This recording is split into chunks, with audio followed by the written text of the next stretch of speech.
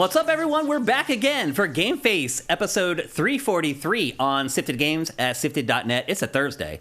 We never do GameFace on Thursdays, but we're doing one today because yesterday was basically PlayStation's E3 2023 press conference. So Matt and I are here to discuss every little detail, and that is what we're going to do. And there are a lot of details, Matt. I have been busting my butt ever since that thing ended to get everything ready for this episode. Were like 25 or 30 trailers that were shown in that. So I have to go and download them all, clean them all up, render them, and then learn everything about all the games so we can come in here and talk to. I have been going after it, people. Let me tell you, I am very glad that I made it here and everything's ready to go and we can just do the show now. Matt, how are you doing? All right. Not a lot can happen in the 2 days that we just saw each other. No, I mean there was a lot in there. Yeah, it was a big. At the very least, you have to admit there was a lot of stuff in the PlayStation showcase. And as I said, we're going to go through pretty much all of it. I did omit some stuff that was in there, some of the indie stuff, a couple of the third-party games that aren't necessarily tied to PlayStation. I cut out some of that stuff, but for the most part, you're going to get to see and learn about pretty much everything that PlayStation showed yesterday in its big showcase. Before we get going, we do have some housekeeping. We'll be back on Tuesday with another show. I'm starting to wonder if one of the games that was supposed to be in that Tuesday show, though, is going to be sent to me now, because I am waiting on review code for The Lord of the Rings Gollum, and if you've been on Sifted today, then you've seen that the reviews for that game have not been great. And so all I'm going to say is, if we come in here on Tuesday and we do not cover that game, you will know why. I mean, it's a bad sign when you'd like to have Redfall's reviews. Yeah. So it's true. It is looking bad for Gollum. I mean, is it shocking anybody? No. That game has always looked terrible. Yeah, and it's been delayed like 5 times and blah, blah, blah. It's not surprising to me. Like, it was a bad idea from the beginning. Do you think they could make a great game around Gollum and Schmeagol? No. Yeah. I mean, it's just too... No. It's a very strange character to try to base an entire game around. I think you're milking it already with the weird stuff with Lord of the Rings. It's like, where they're trying to make 2 new trilogies of movies because Warner Brothers has no better ideas than the things that were successful 20 years ago. Yeah. And it's like, okay, you're going to do like a movie about, like a trilogy about the war in the North. Cool. But like these conclusion to the war in the North is that Frodo and Gollum threw the ring in the volcano. Like, yeah. Like, there's no ending to that. Like, there's no ending to the story of Gollum. There's no point. The closest interesting use of Gollum you could get that they've done in a game recently has been in, like, the Shadow of Mordor, Shadow of War thing, where he kind of comes in and out of that story because he wants the ring. Mm-hmm. But, like, if you're going to focus the whole thing on him, it's going to be a stealth game? Like, what is it, 2005? Like, truth is, nobody wants to see him, so maybe that was the right genre for it. Nobody wants to see him, but also, so hideous. Nobody wants to play as him. Stealth games don't really work that anymore. Yeah. Like, no one wants to play stealth games at all anymore. Like, and like this kind of stealth game really looks like the usual kind of, as Adam Sessler used to describe it, it's just a normal game but slow. Yeah. And that's not interesting. You want like a stealth quote unquote game has got to be something like Thief, where you've got tools to do something with it, or a game like Hitman, where the point isn't really sneaking around behind someone, is trying to do something surreptitiously. Yeah. Gollum feels like an idea from the PlayStation 2 era. I agree. It looks like a PlayStation 2 game in some respects, for sure. So anyway, we will be back on Tuesday. Don't know if we'll be covering Gollum or not, but we'll see. We'll see if they send that review code along or not. My guess is they probably won't, which sucks, but that's kind of the way it is in the industry sometimes when games really get laid into by critics. We are Sifted. We are supported 100% on Patreon. So if you want to support us, and it would be awesome if you do, head to patreon.com/sifted and give us a pledge. You can pledge $1, $10 a month, $20 a month, whatever you want. But if you want your name in GameFace, which is what you're seeing down below right now, you need to pledge at $30 or more per month, and we celebrate you guys live on the show with our little crawl that runs along the bottom of the screen. We do have some housekeeping to get to. This show is going to be shorter, kind of like our show on Tuesday.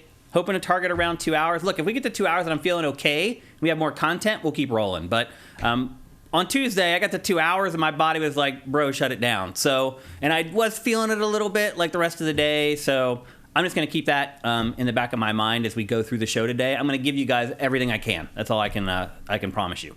I don't think I can promise any more than that. on any front. Couple things before we get going. We talked about Prince of Persia. Was it on Tuesday? Yeah. And just like magic. There it was. Just like magic. We ask about it, and we find out that it has basically been started all over. The Prince of Persia remake, which was supposed to be done like last year, or maybe even 2021. 3 years ago. Yeah. They're starting it all over again. Ubisoft is just a disaster right now, Matt. It really is in like peril. I don't understand what are you doing with that game? Like, also for one thing, that game, you know, Sands of Time is now as old as Pac-Man was when Sands of Time came out. That's a good like, who cares? Yeah. Here's the funny part was, for Tuesday's show, I thought about using Sands of Time for Name That Game. And I started hunting around trying to find I couldn't even find any screenshots that weren't like the size of a postage stamp, so I had to bail. Yeah. And then again, I just don't understand who they think is interested. And like, why are you going back to the draw? Are you trying to like revamp it into to be as revolutionary now as it was then? Because, yeah, part of the problem with remaking Sands of Time is Sands of Time was extremely influential, and everything has done that better. Everything it did better now. Well, we just played Tears of the Kingdom, which has the whole recall thing in it. Or like, you know, everyone and their brother does the wall running thing now. I mean, like, you know, you can't say that there's no Prince of Persia Sands of Time in Jedi Survivor or games like that. I mean, all it's going to do is remind you of how innovative it was when it came out, and that now, as you said, a lot of games have lapped it. Yeah. So and like. So now, what are you doing? Like, I don't know. I don't think Ubisoft knows what it's doing anymore. It's really bizarre what's happened over there. So we are going to talk about some Ubi games here coming up that are a little more encouraging, at least. And I think, as we mentioned on Tuesday, the dedicating more resources to Assassin's Creed is probably the right call because it is the one IP that continually does well. So I don't know. A little odd. And I'd argue that Assassin's Creed is better known than Prince of Persia at this point. Yeah. Oh, yeah, definitely. Without a doubt. I mean, only people like us know what Prince of Persia is, Matt. Well, and Jake Gyllenhaal. Right. That's true. And some moviegoers, because it was a film. Yeah. And it wasn't terrible. It's one of 3 films I've fallen asleep during in my entire life. And I've seen literally hundreds of films in theaters. I fell asleep watching Tommy Boy when it came out. I fell asleep watching... And then later on I watched it and I was like, how did I fall asleep? This is freaking hilarious. I fell asleep watching Prince of Persia. I fell asleep watching Emperor's New Groove, but it was a midnight show when I was on allergy medication. That was not Emperor's New Groove's fault. I love that movie. And I fell asleep the second time I saw Avatar 2. Because there's a period in there where nothing fucking I still haven't happens. seen it. I haven't seen it still. But there's a point where I'm like, oh, this... Yeah, I'm just not gonna go. And you know what? It's not easy to fall asleep with 3D glasses on. But I did it. Third Matrix movie. I fell asleep. It was the din of gunfire that put me to sleep. There's a certain point in that movie where it's just gunfire for like 20 minutes straight, and it just literally was like a lullaby. They just put me, I was on a date too. Yeah. I fell asleep on a date. Oh, anyway. I almost fell asleep during Shin Godzilla. Oh, but that was because like people talk so much in that because that movie is like a it's like the West Wing but for Godzilla. It's just like walk and talk all the time, and like there was something about the constant rhythm of a foreign language that I didn't understand. Yeah. That just sort of lulled me, and I was reading the subtitles, and I was like, But like, I got pulled out of it because it was a press screening. Can't fall asleep in a press screening, but like. Immortan Joe, thank you for Twitch Prime. We got the hype train started off pretty good here for the early part of the show. Another small item from this week. We got a really good look at the PlayStation Access controller. We've known about it for a while, but this week PlayStation really blew it out. And accessibility has become something that is near and dear to my heart. You guys have probably heard me tell stories about when I lived in Philadelphia and I was running my fan site, and I had a neighbor who I played games with all the time. We played pretty much the entire N64 catalog together. He's a good friend of mine. He's also a fellow DJ. He was in the DJ scene and the rave scene with me. And he had a stroke. He had multiple strokes at like 38.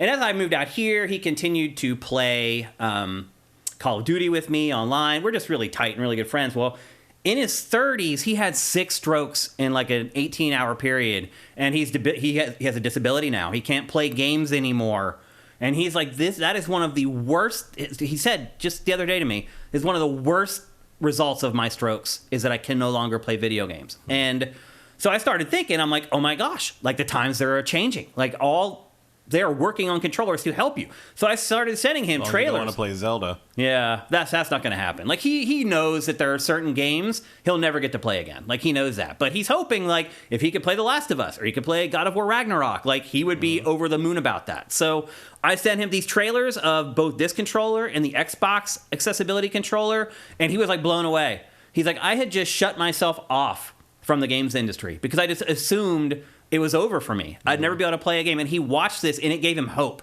So I love that this is happening. That and the crazy part that makes it really awesome to me is that it's really not incentivized by money. The group of people that are going to use this, they're not gigantic. They're not really going to move the needle financially. They're just doing it because it's the right thing to do. And I love to see that from the industry. I love that we're seeing it from both PlayStation and Xbox. Now Nintendo just needs to get itself together.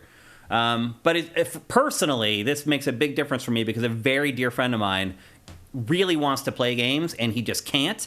But stuff like this might make it possible. So kudos to both PlayStation and Xbox for considering people like my friend Carl, who may ultimately one day be able to play games again because of stuff like this. So I just wanted to bring that up early in the show. Later on today, we're going to get a look at the next Alone in the Dark. So far, all we have of it is this little trailer, but later on today, they're supposed to do a big blowout. I'm guessing we're going to see the first gameplay. Can you think of anything that you would like to see in survival horror, Matt, that we're kind of not seeing right now? Nope. Yeah, it feels like it's kind of perfected at this point. I was saying because I don't care about survival horror. Oh. Like, my only answer to that would maybe be, like, Silent Hill 2, but they're remaking that. So Yeah. I don't find survival horror very compelling. We like the RE4 remake, though. Yeah, but I don't think of RE4 as survival horror. I think of it as an action game. Yeah, it's kind of a third-person shooter, really. And like, you can make a version of it that I'm into, like Silent Hill. I think is decent. I think I thought the Resident Evil 2 remake was really good for what it was. But again, there's a ceiling for horror games for me where I'm just cool. That's about as good as that's going to get for me, and that's the end of it. The thing about Alone in the Dark is that it's never had a great entry. No, the first game was incredibly innovative. But it wasn't very good. Yeah, good. By necessity, it's just what the first games tend to be. Sweet Home ain't that great either. But like, I remember when they rebooted it and did like the big one, the one in Central Park, and what was that, like 2008? Yeah, I was involved in a lot of pre-release. I did a bunch of interviews and cut a bunch of stuff for that, and I was like, oh, that's all right. And it came out, and it was just awful. Like, the driving scenes in that game were some of the worst things I've ever had to play, and like. One, I can't remember which was, but it was one in particular I think I must have tried 30 times, and I couldn't get through it, not because it was difficult, but because the game kept glitching the physics out, and like I kept hitting the wrong rock, and like the car would just launch 4 miles in the air and disappear, and that would count it as a death. Yeah. It was just a disaster. Yeah. And there's no hook on Alone in the Dark. Like, no one knows anything about Alone in the Dark. You watched that trailer, people. Did you recognize anyone or anything in that? No. It just was like generic horror game. I recognize the dolls hanging because it's from that island in Mexico. Like, that's a real life thing. A real thing, in a place in Mexico. But it's like, that's not what... That's not Alone in the Dark. You're just borrowing a bunch of creepy things you saw on the internet and calling it Alone in the Dark. Yeah. So, yeah. I don't know. So we'll get a look at that later on today. Later on tonight, if you check out sifted.net, we'll have it curated there so you can check it out. But anyway, just something to keep in mind. Maybe you are. There are some fans of Alone in the Dark. I'm just not one of them, and Matt isn't one either. Another thing that we learned... Also, the original Alone in the Dark was way more Lovecraft derived. Oh, yeah. It was all pretty much Lovecraft. Like, if you made that a little more Eternal Darkness-y, I would be more interested. I would be interested in Eternal Darkness, too. Yeah. This looks very standard horror game. It does. It doesn't differentiate itself. Yep. Another small story from this week. It was discovered through data mining that Hogwarts Legacy initially had a morality system. It makes a lot more sense. It does. Because we kind of talked about it. Like, why isn't it in there? But then we also said it's hard to implement. Right. Well, and also beyond that, why are there even choices? Like, you can clearly choose to behave like an asshole or a good person, but there's no consequences, and there's no result for it, and there's often no reaction to it. But there's clearly a version of the game where you could be like a really mercenary, like almost every fetch quest in the game you bring the thing back to the person and they're like, oh, thanks for bringing it back, and you can say like, yeah, here it is, or you're gonna pay me for this. Right. Yeah. It's like, and there's no punishment for choosing either one of them. Yeah. Yeah. You just get it's like one version you get money and the other you don't, and there's no other. Like, you know what? Yeah. I'm gonna take the money. No one remembers what you did. No one says like, you keep charging everybody for the favors you do. Like, no one does that. So like, what's the point? Yeah. They ended up not being able to pull all the elements out of the game. That's the crazy part. Do you think it would have made the game better if there were consequences for that stuff? I mean, yeah. I think that would have been. It would have felt more like a complete experience. More, it would have added to the RPG elements of for it. Sure. Yeah. Yeah, I agree. Like, I don't see any. I mean, obviously, to the sequel. Exactly. You got to cut it. You got to cut it. But I think, like, yeah, if they do a sequel, and I'm sure they will because it sold millions and millions of copies, I guarantee you that's going to be there big time. Yep. Like, there's going to be a morality system in the next game, no question. It sounds like they literally almost had it done and just had to pull the plug at the last minute to get the game out on time. So, I mean, I'm sure that's something that just, I'm sure that's one of the hardest things to polish. Yeah. Is making that feel good and making it feel like it's not cheating you or that you're not, like, getting a disproportionate results from it. I mean, I bet a morality system is really hard to do well. Hell yeah, man. That's a lot of work. You have to cover your ass on so many different bases. I wouldn't want to do it, but that's why I don't make videos. Like, at a certain point, like a year out, there must have been a thing where it's like, if we cut this, it cuts our work like that. Yeah, and we can definitely get it out on time. Definitely get it out in time. And it'll be polished, yeah. A lot of word was that, like, basically this and one of the other Warner Brothers games basically had a hard out. Like, they're like, this comes out by this time or hell or high water. Like, no, actually, it wasn't, or nothing. It was just like, no, it comes out anyway. If it's not done, even if it's busted, we're going to put it out. Yeah, pretty much. Okay. So anyway, that was cut. Look for that in the sequel. I really like Hogwarts. Skywalker, the Lego Skywalker thing. Like, basically, there was a from what I had heard, there was a thing. It was like, if it's not out by the end of this quarter, different quarter, but you have until now to put it out, and it's coming out. Like, get it done. That game languished in development hell for like 5 years. Yeah. So I can understand it. Another small story, but maybe a little bit surprising, at least it was to me. Dead Island 2 has sold 2 million copies. Is that surprising to you?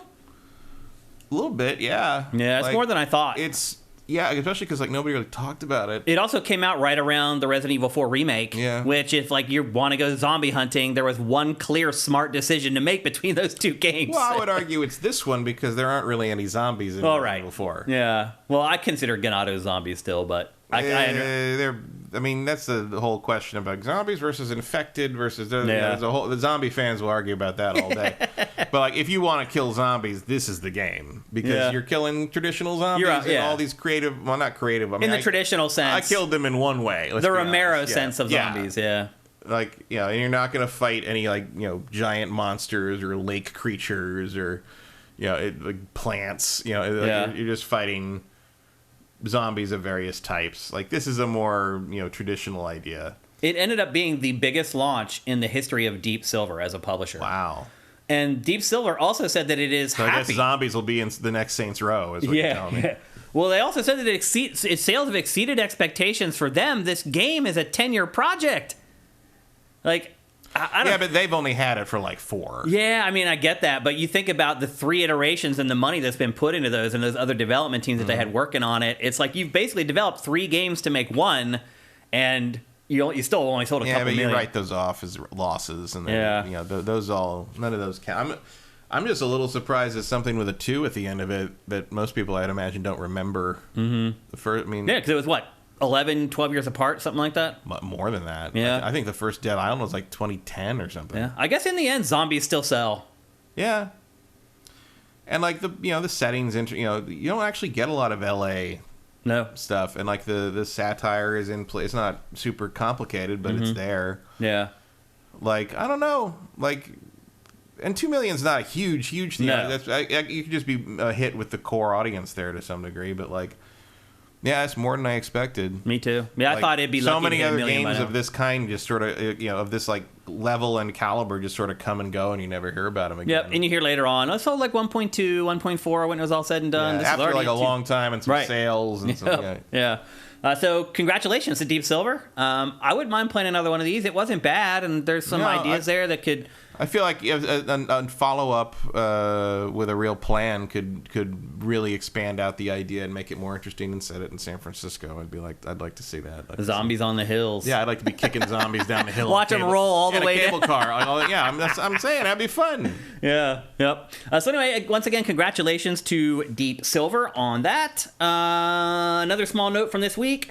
Overwatch 2 has decided to kill its PvE modes in favor of these episodic, like, story things that they're going to do later on. This is a feature that basically they sold the game on. Yeah, that was one of the excuses for making it Overwatch 2. Yeah, I mean, that was the reason why they made a sequel instead of just keeping Overwatch 1 as a platform. Cared.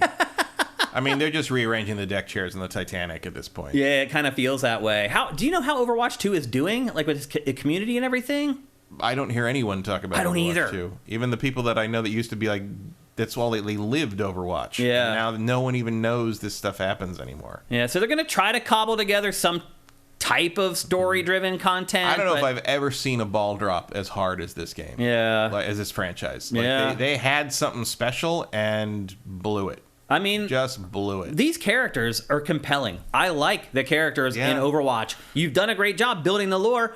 How could you not create a compelling story campaign for this franchise? If they're smart, and I don't know if they are smart, and I don't know what the situation would be because of the acquisition by Microsoft, especially in the wake of the Mario movie, make an Overwatch movie. Yeah. Make a CG Overwatch movie. Like, the best thing about this game has always been those CG The cinematics. That's the only thing I've ever cared about in this game. And I would watch that movie without any question. I mean, I don't play Overwatch, but I watch all the CG. All you got to do is adapt the cinematics you've already done into something coherent for like an hour and 40 minutes, and like, boom. The storyboard's even kind of there already. Yeah, they've got a compelling idea and a compelling story and some great characters. They could make I think that's the best thing to do with this IP at this point. Now, Emperor Dread says, people spend more time watching Overwatch 2 than playing Overwatch 2. Yeah. I agree. I'm one of those people. I spend a lot more time watching it than I have playing it. So, I don't know. Overwatch 2 may not be long for this world, but then you're right. The X factor there is the Microsoft acquisition of Activision Blizzard. Who knows what will happen to Overwatch once that happens, if it does happen. So, something to keep an eye on there. And then, adding to the woes of the Lord of the Rings Gollum, the entire game leaked on YouTube. Somebody who got review code went and played the game, played the whole thing, and uploaded the entire game to YouTube. And nothing of value was lost. No. They're probably hoping that he'll still cover their games in the future after what happened with the reviews for Gollum. Yeah, that's a lot of effort, really, for this game. The crazy part is I had an employee do this before with a much higher profile game than this. I remember that, yeah. I'm not going to say who it was, but I'm not going to call him out by name. But I'll just say it was a Nintendo game, and your boy Shane had to fly up to Washington to kiss the ring at Nintendo to try to keep them from suspending us from covering their products. And I flew all the way up there, did a presentation showing how many literally billions of views Game Trailers had done for its games, and they told me to kick rocks and go back, and we were suspended for 6 months. And we were suspended. Like, if we tried to walk into a Nintendo booth at any event, they knew to look for us and would throw us out. So this isn't the first time this has happened, and I know a lot of people. Nintendo ninjas. And I know a lot of people don't know about this story because it was we did a very good job of burying it back when it happened. But this stuff happens more than you think. Like, people lose their minds. Like, the person that did this, that was working for me, literally just lost their mind. When I brought them into my office to talk to them about it, they're like, I don't know why I did it. I literally lost my mind and lost all reason. I was so excited to be playing this game early that I was like, that's your excuse? So anyway, this happens more often than you might think. And with bigger games than The Lord of the Rings Gollum. But you're right, in hindsight now with the reviews and everything, it doesn't matter. If anything, it was probably a good thing. Because it built a little bit of hype before the reviews tore it all down. Probably the most interesting thing that's going to happen. That's going to happen with the game. Yeah, ironically. So. Yep. And then our final note before we get into the show proper, and this is the biggest shocker of the week for me, Matt, and I'm still not 100% sure that I believe it, but PlayStation has announced that PlayStation VR 2 has soundly outsold the first PlayStation VR, and that they sold 600,000 units in the first 6 weeks. Do you believe that, Matt? Sure. That's Anecdotal evidence doesn't make me believe that. Yeah, but anecdotal evidence isn't evidence. Yeah, you're right. That's why it's called anecdotal evidence. If they're lying about that, that's like shareholder fraud. That's true. And that's illegal. So they would. That's a good point. I don't think that they're lying about that. It really more throws into highlight of how few units the first one sold. Well, it ultimately sold 2 million when it was all said and done, or 5 million. 5 million. I mean, I mean, yes, this is better than the first, but I can't imagine this is what they were hoping for. Well, the other thing too is like, okay, if that's true and you sold that many units, then you should be pretty excited about it. And in the Sony showcase, we should get that vibe, right? And we're going to talk about that a couple of games in a second. Exactly. We're going to talk about that in a second. And I think the evidence there maybe doesn't support these sales. But still, if this is true, congratulations to PlayStation. That's way better than I thought it did. You're the only person I know that got it. And I don't see people talking about it at all on social media, like anywhere. So I was really shocked to hear that PlayStation VR2 did that well. So I'm the only person I know who got it. Yeah. So maybe it's not a dead platform after all. I don't know. Is 600,000 units enough to convince developers to keep making games for it? Probably not. No. Probably not. Why? If you were only going to sell 600,000 or something, what do you? I mean, you must be making like something on the level of Beat Saber. Yeah. Pain of Demise says, Shane, you're already in enough pain. Don't subject yourself to more by playing Gollum. It's my job. Typically, my job's pretty awesome as far as like what I do day to day. Like, I can typically pick and choose like what I want to play. Sometimes you got to jump on a grenade, so it doesn't kill me. I think it's good sometimes to play bad games because it resets the scale a little bit. It helps you appreciate the better games because you just take for granted that most video games are going to do certain things well and do them the right way. And every once in a while, a game comes along to remind you that that's not always the case. So anyway, that's the housekeeping we have for today's episode. And as I said, we're going to talk about the PlayStation Showcase. But before we do, here's a word from our sponsor, LS Cream. LS Cream is a fine cream liqueur created by fellow gamer and sifter Stevens Charles. It's inspired by an ancestral recipe from Haiti called Cray Mass, and a double gold winner for its original taste at the New York Wine and Spirit International Competition. LS Cream can be enjoyed on the rocks or as a mixer for drinks with its rich blend of fresh cream and neutral grain spirits with notes of coconut, vanilla, cinnamon, and nutmeg. It's great in coffee or to make espresso martinis. To learn more, discover amazing drink recipes, or to track down your own bottle using a handy store locator, head to creamls.com. That's creamls.com. All right, people, go to creamls.com. Website's got everything there. There's a store locator, so you can figure out if you can buy it locally. There are links to Bevmo and other online retailers where you can order it online and get it delivered to your door. There's drink recipes. There's the history of the drink. It's an awesome website. Lots of information there. Head on over and buy yourself a bottle of LS Cream. You will not regret it, I promise you. And with that, it's time to kick off the show. It's time to go through what basically is PlayStation's E3 2023 press conference. An hour and 15 minutes about it was. It went over an hour. Mm-hmm. And there were, I never did do a full count, but I'm guessing there's probably, 30-some games, roughly? Yeah, maybe, somewhere in there. Yeah. That's pretty big for an E3 press conference. There's a lot to cover, although you have to wonder, I did wonder watching this, because we have the Xbox one coming up as well, what is going to be left for Summer Game Fest for Keighley? Like, I don't know if there's going to be a lot. I don't know. Didn't he say 3 or 4 things or something? Yeah, big things? One of them has got to be Death Stranding 2. Yeah. For obvious reasons. Yeah. And because I was kind of surprised we didn't see that. Yeah, well, no, I wasn't. Once Metal Gear came up. Because he doesn't want to be mixed up with Konami. That's funny. That's a conflict of interest now, which is interesting. PlayStation had to make that decision, right? I think so. It had to be like, do we go with Konami? Do we go with Kojima? Do you think they made the right call? Yeah. Yeah, probably.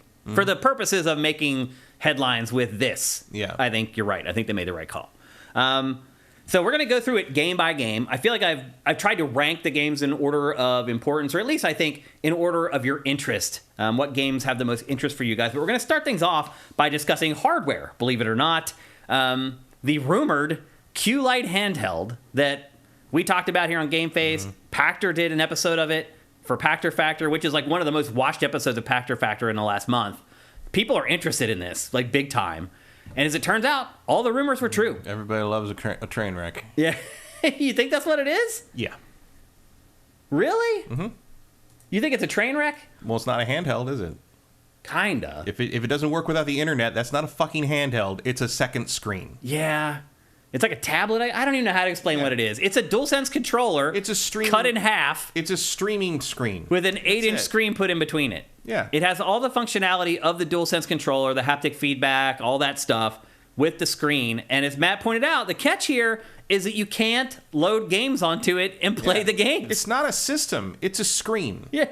It's a screen with controllers on the side. It's not a handheld system. And they did use its code name. They called it the Q, which was a part of the leaks. I was like, okay, you haven't come up with a new name for it. There's got to be a different name for this. It's weird to debut it without knowing what the name is, I think. Well, that to me says that A, it's a long way out, and B, if they're doing a PlayStation Pro for this, it's connected to that somehow. By the way, there are rumors swirling this week from a reliable source that there are, in fact, going to be mid-cycle refreshes for both of these consoles. Mm-hmm. We'll see. I'm not sold on it. But the person who leaked it is pretty reliable, so there's a chance there. But this legitimately, Matt, looks like they cut the controller in half. It reminds me of the, there's a lot of, like, things you, like, stick controllers on the sides of your phone. Yeah. And things like that. But also, Grips, it reminds me of the GameCube keyboard controller for PlayStation, Phantasy Star Online. Yep. Yeah, they just had like the GameCube controller cut in half with the keyboard in between it.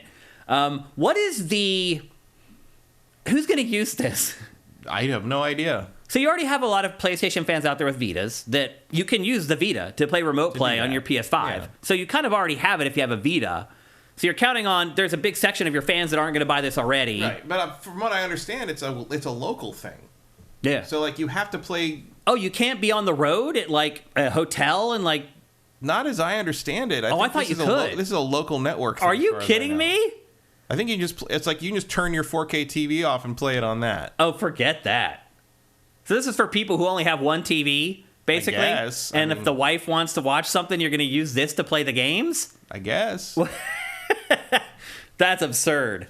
It is doomed to failure. That's insane. I thought since it was for remote play that you'd be able to take it on the road with you. As far as I understand it, you have to be on the same Wi-Fi network as the PlayStation 5. If that's the case, this is dead in the water. Of course it is. Even with remote play, it's likely dead in the water. Let's be honest. Like even if you could take it like with you somewhere and use an internet connection to stream from no, it's not even that. So it's it's the Wii U gamepad. It is kind of like the Wii U. Yeah. Like, that's the vibe. We saw how that worked. Yeah, we sure did. Yeah, PlayStation's not letting Nintendo learn its lessons for it anymore, apparently. Mm-hmm. Also, I don't like how close those sticks are to that screen. Oh, yeah. Yeah, your fingers are definitely going to touch the screen while you're playing. No, I was talking about the heat of the screen warping the components of the sticks and causing some kind of stick problem. I mean, it feels like... That'll be fun to send. You push those sticks inward, they might touch the screen. Yeah. I mean, they're definitely coming close. I mean, that'll be fun to send in for repairs. Yeah. Who is this for? I have some weird exec at Sony who thinks this is a good idea. That's who it's for. People in chat are saying that you're right. It is literally local only. You have to be on your local super fast Wi-Fi. That this is not a remote play device. No. It's so idiotic. Said it's not a handheld. It's just a screen. It really is just an extra screen with a controller attached to it. This is, again, a thing. I mean, this isn't even like a Steam. I mean, Steam Deck can play stuff on its own. Yeah. But it's just another, again, for people who do not control the television in their own home. Yeah. Which I get. Sure, it's better than not being able to play. But, like, it has no use case in my house. Me either. Honestly, if I did have a use case for it in my house, you know what I'd do? I'd buy another TV and tell whoever that was to watch in the other room. I bet they try to sell it for like $200. I think it might be more than that. You think so? That doesn't look like cheap hardware. Then it's really dead in the water. And they also announced these new earbuds, which they seem to be a boon for people for PlayStation VR 2 more than just typical use. Although it does, the tech in them is pretty good, and who knows what the price is. I mean, that would be a very good option for PSVR 2. Yeah. If you're one of the 600,000 people. Bought it. Yeah. Congratulations, they've developed something just for you. I mean, although, again, not having a wire connecting you to your controller is probably nice. You know? Yeah. But, there's not a lot of uses for me for that, because I don't do, I mean, maybe if I played the PSVR 2 more. But, yeah. I'm worried about what that's probably gonna be like $150 or something, right? The earbuds? Yeah. Probably. My guess is probably 100.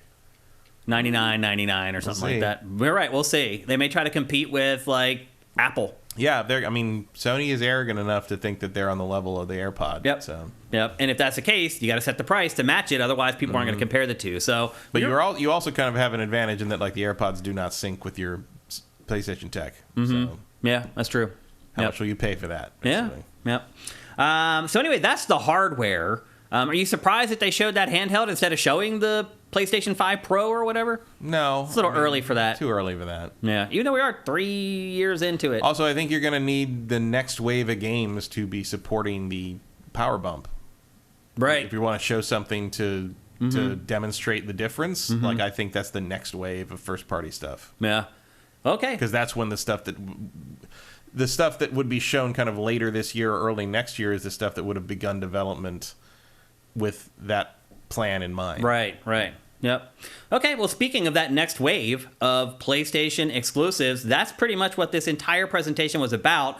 So we're going to start talking about the games that were shown, and the first one we're going to discuss is Jade Raymond's new game, Fairgame.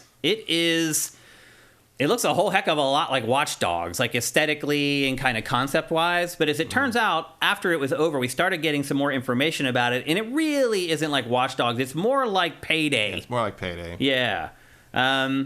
It's also that's what I see what you mean with the Watch Dogs thing, but when I was watching this, all this stuff is total Watch Dogs. Sure, but the happy faces and the attitude are all Payday. Yeah. It's basically Watch Day. Pay dogs. Pay dogs. I like that one better. And this trailer, by the way, all CGI. This is not in-engine or anything like that. And they do label it as such. There's a lot of that going around in this showcase. Yeah, and they're not trying to fool you. They label it as such right at the beginning. But it is a sci-fi competitive heist game. They call it a thrilling competitive heist game where you join an underground movement to rob the ultra-rich and rebalance the scales. So there's a lot of anti-capitalism messaging in this trailer, which was one of the first things that I picked up on. And you will be trespassing inside forbidden locations around the world where you must fill your pockets like a kid in a candy store and unravel the nefarious plans of untouchable billionaires. Does that sound compelling to you, Matt? Sounds like a pretty good weekend. Yeah. It's one of the games as a service that PlayStation's been talking about. It's been saying all along. It has 10 games as a service in development. Is this the game that they bought her company on the back? It is, yep. This is the game that they saw, that they were, once they saw it, they were convinced that they should buy the studio. Okay. Would you have been moved by this trailer in such a way that you would decide to purchase a studio? I'm not even moved to purchase the game, so no. I'm cool with the anti-billionaires angle, though, in this. Oh, sure. It's like the trappings are all solid, although I think the style is a little repulsive to me. It doesn't do anything for me. Yeah. I'm too old for that. Yeah. I like the music. But also I don't know. I mean, yeah, the music was up. But also I don't know, like, to me this just seems kind of like embarrassing and cringy, and I don't know, like, if a younger person would would a Gen Z kid like see this and be like, oh yeah, this is super cool, or would it come off to them as like, hey, like, how do you do, fellow kids? Because to me it feels like, how do you do, fellow kids? Yeah. But I'm not a fellow kid, so I don't know what they would actually think of this. But this sure feels like a weird form of like pandering when you're going on about Eat the Rich and you A, don't even have the Aerosmith song, and B, you spent like $100 million to make this. There's also a Motorhead song called Eat the Rich, which I prefer, I would be honest with you, but I hear you. Like, all in all, maybe you should just go back and play Revolution X again. Yeah. One thing I will say, I like the aesthetic of this game. Whatever it is that they're trying to sell in this CG trailer, it's got me hooked a little bit. There's a couple others later that the CG, the aesthetics are more interesting to me. Oh, I'd agree with that too. The gameplay itself, I'm not a big Payday guy. And it seems like either you are a Payday guy or you're not a Payday guy, or you are a GTA Online guy or you're not a GTA Online guy. Much like the candy bar, you either are or not a Payday person. Yeah, so. And I'm not. So, well, Payday would kill you. So. Oh, right, yeah, because all the nuts. I've never eaten one, and I never will. But I was talking about the game. Right. And but the game might also kill you. Or at least bore me. I'm just not a big fan of heist games, honestly. I am allergic to the Payday games. Yeah, I've tried them a bunch of times, and I just couldn't get into them. Yeah, I don't care about like the PvP heist, like grab the bag thing, and try to escape thing. There's another game plan later the route on out. in this that is a similar thing that is a huge disappointment to find out that's what that is, but also not super surprising. Yeah, it's like the year of the heist game for whatever reason, because Payday 3 is also like about to be shown off for the first time. And that's a long time coming as well. So anyway, that is called Fairgames. It is coming to PlayStation 5 and PC. The other thing we should have mentioned off the top, Matt, Xbox got a little dig in on PlayStation this morning when it announced that, of the games that were shown yesterday in that PlayStation showcase, Most of them are also on Xbox. 12 of those are coming to Xbox, and almost all of them are coming to PC. So... Which I had some people I know are worried about Dragon's Dogma and stuff. It's like, wait, is that going to be exclusive? I'm like, no, Sony just never mentions other platforms.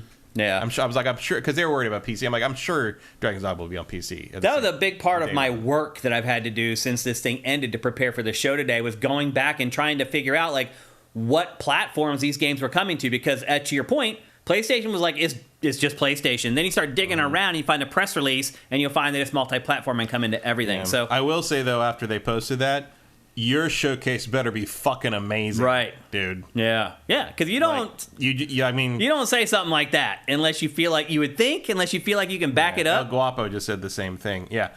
You better back this up. So that, that showcase doesn't come out and Sony can't turn around and be like, hey, the good news is none of the shit they just showed is on our platform, so you don't have to play any of that crap.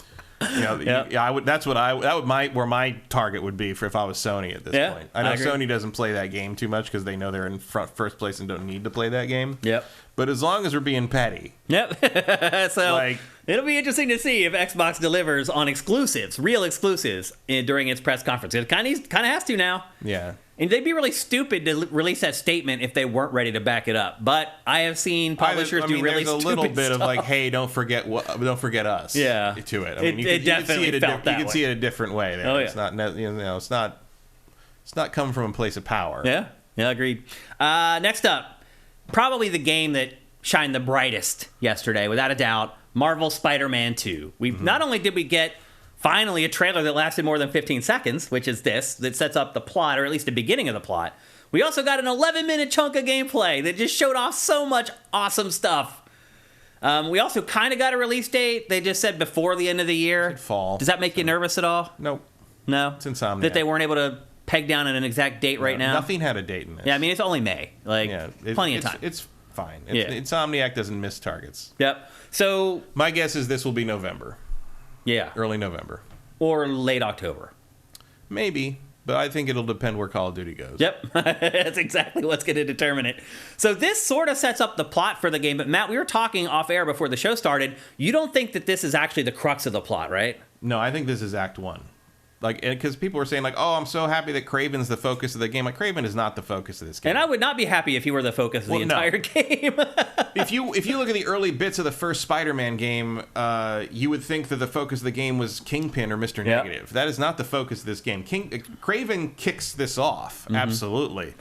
But the crux of the game is going to be Venom and or Green Goblin. Because you're trying to save Harry Osborn's life. He mentions that during the chase, that Harry's dying. We have to get this thing. We have to help him. And the symbiote is obviously a problem. And so Kraven is Act 1. And Act 2 is Act 2 and 3 are gonna be Venom and Green Goblin. I don't know which order. Whether he gets rid of the suit and then Venom becomes a thing, and then Norman Osborn is the big final bad, or if Norman becomes a problem and you use the suit to fight him and almost kill him, or maybe do kill him, and Peter realizes he's got to ditch the suit, and then Venom becomes an issue in the final act.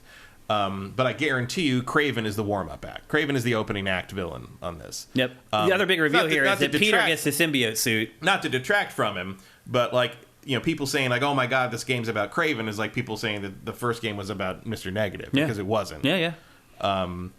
So yeah, I don't. Kraven just sets everything in motion. Kraven is the inciting incident. He is not the big bad. Yeah, I don't think so either. And then they get to the big chunk of gameplay, and this is where the awesome starts happening. It's where you get to see the suit. The animation of the suit is mind blowing. Yeah. Whoever did this at Insomniac is a freaking genius. Oh, they're all. I mean, a lot of people did it, but I do know a guy over there who started in animation on the first one and is now pretty senior because he's so good at it. His name's James Ham. You should follow him on Twitter. I know he did later in the warehouse. Miles zaps a guy, zips over to him, jumps in the air, like webs the ground, and pulls him and the guy to the ground and slams the guy to the ground. I know James did that animation himself. He's awesome. He also did a bunch of Miles mid-air animation in Miles' own game, and when he's doing like the tricks and stuff, he did a lot of that. Here comes the best shot right here. This is very cool. That is freaking awesome. They work very hard to think of different things to do with everything. They work very hard to. I'm going to rewind that. They work and watch very that hard again. to make sure that Miles and Peter feel like different people. Like there's no recycled animation between the two of them, and like you'll even see in this, like the character work in Insomniac is always ideal because like Dude, that's so awesome. look how hard they're working to make that finishing move. Peter in the first game would never do that to someone. Yeah. Like he's meaner for sure. The suit is influencing him here huge. Later in the my favorite little animation bit is actually near the end of the trailer where he saves somebody from the exploding something or other and Seamlessly switching to Miles here, by the way. Yeah. Big deal. Like, you think you're just going to be able to switch between the two of them at any time you want? No. You think it's going to be predetermined, like, that you... Okay, now you switch? Well, yeah, it just showed it was predetermined. You had to hit the square button and switch. So why wouldn't it just switch then? Because you have to be ready for it. I do think there's a possibility that when you have downtime, like between missions, That's in the what I'm open getting world, at. Yep. like you might be able to switch between them. That's what I'm getting at. Assuming one of them is not indisposed. Right. Like, if you're not in mission, I'm wondering if you can just choose which one you want to play to just swing around or whatever. I would guess that they both have different collectibles. So Yeah. I think that you probably will in the open world when you're not in the actively doing anything story specific, or maybe like there might be times. I bet there's going to be times where like Peter you can't play as because he's off being an asshole somewhere, and so you're just going to play Miles until you start the next story mission. But I would imagine at the very least by the end of the game, when like you get kind of free roam to mop up the collectibles, I bet you'll be able to switch between them at will. Sort of like how when you eventually unlock the ability to change the weather, Right. in the first game. That would be my guess. That eventually you will be able to do that. New mechanic here, being able to just create wires to walk on versus just web slinging. Here comes the animation that you were talking about from your friend. Yeah, and the ability to a lot of these abilities you're seeing like ways to handle multiple enemies at once in a way you couldn't before. Yep. This is it right here. Right here. This is the finisher that Matt was talking about that he made. Yeah, Pretty sick. That's James Ham, all on display there. Go follow him on Twitter. He does a lot. He puts up a lot of his own stuff, and he does a lot of cool animation, little like stories and insights. Matter of fact says I would just play as Venom all the time. I could probably see that. I mean, it also reminds me of Web of Shadows, where you could switch back and forth between the regular and black costume. Well, there was 5 different ones or something in that. In what, Web of Shadows? Yeah. No, it was only 2. Well, wasn't there a Spider-Man game where you could swap between like a handful of them? That was Shattered Dimensions. Shattered Dimensions, yeah. Shattered Dimensions. You could even play as like the old school and where you wore like the gas mask or whatever. That was Spider-Man Noir, yeah. Yeah. That was where the Spider-Verse concept came from. Right. Yeah. Like the guy who was writing Spider-Man at the time saw that, and one of our friends, the light bulb went off. One of our off. friends worked on that. Yeah, that's right. And he went back to Marvel and was like, "Hey, they're doing a pretty cool thing over there. We could do this." That's where that all comes from. Yeah. This game looks awesome. I can't wait to play it. Yeah, this is very just cool. Must buy. Like, if there's any studio that I trust, there is. It's Insomniac. I mean, as I've said, Starfield is my most anticipated because it's such an X factor. But I will be shocked if this is not my favorite game of the year. Yeah, I would be shocked if it's not your favorite game of the year. I mean, it is your game. It is your game. It was made for you, pretty much. And the truth is, there's a lot of people like you that this will be their game of the year as well. I mean, Spider-Man is the biggest superhero of all time, certainly merchandise-wise. Certainly, my nephews' wise, it's Spider-Man. They all love Spider-Man. You no disrespect to Superman and Batman, but when you see like Spider-Man like merchandise sales, it's more than the rest of Marvel combined. I know, and it's really more crazy. than Batman. It's more than Spider-Man is unbelievably popular and always has been. Yep.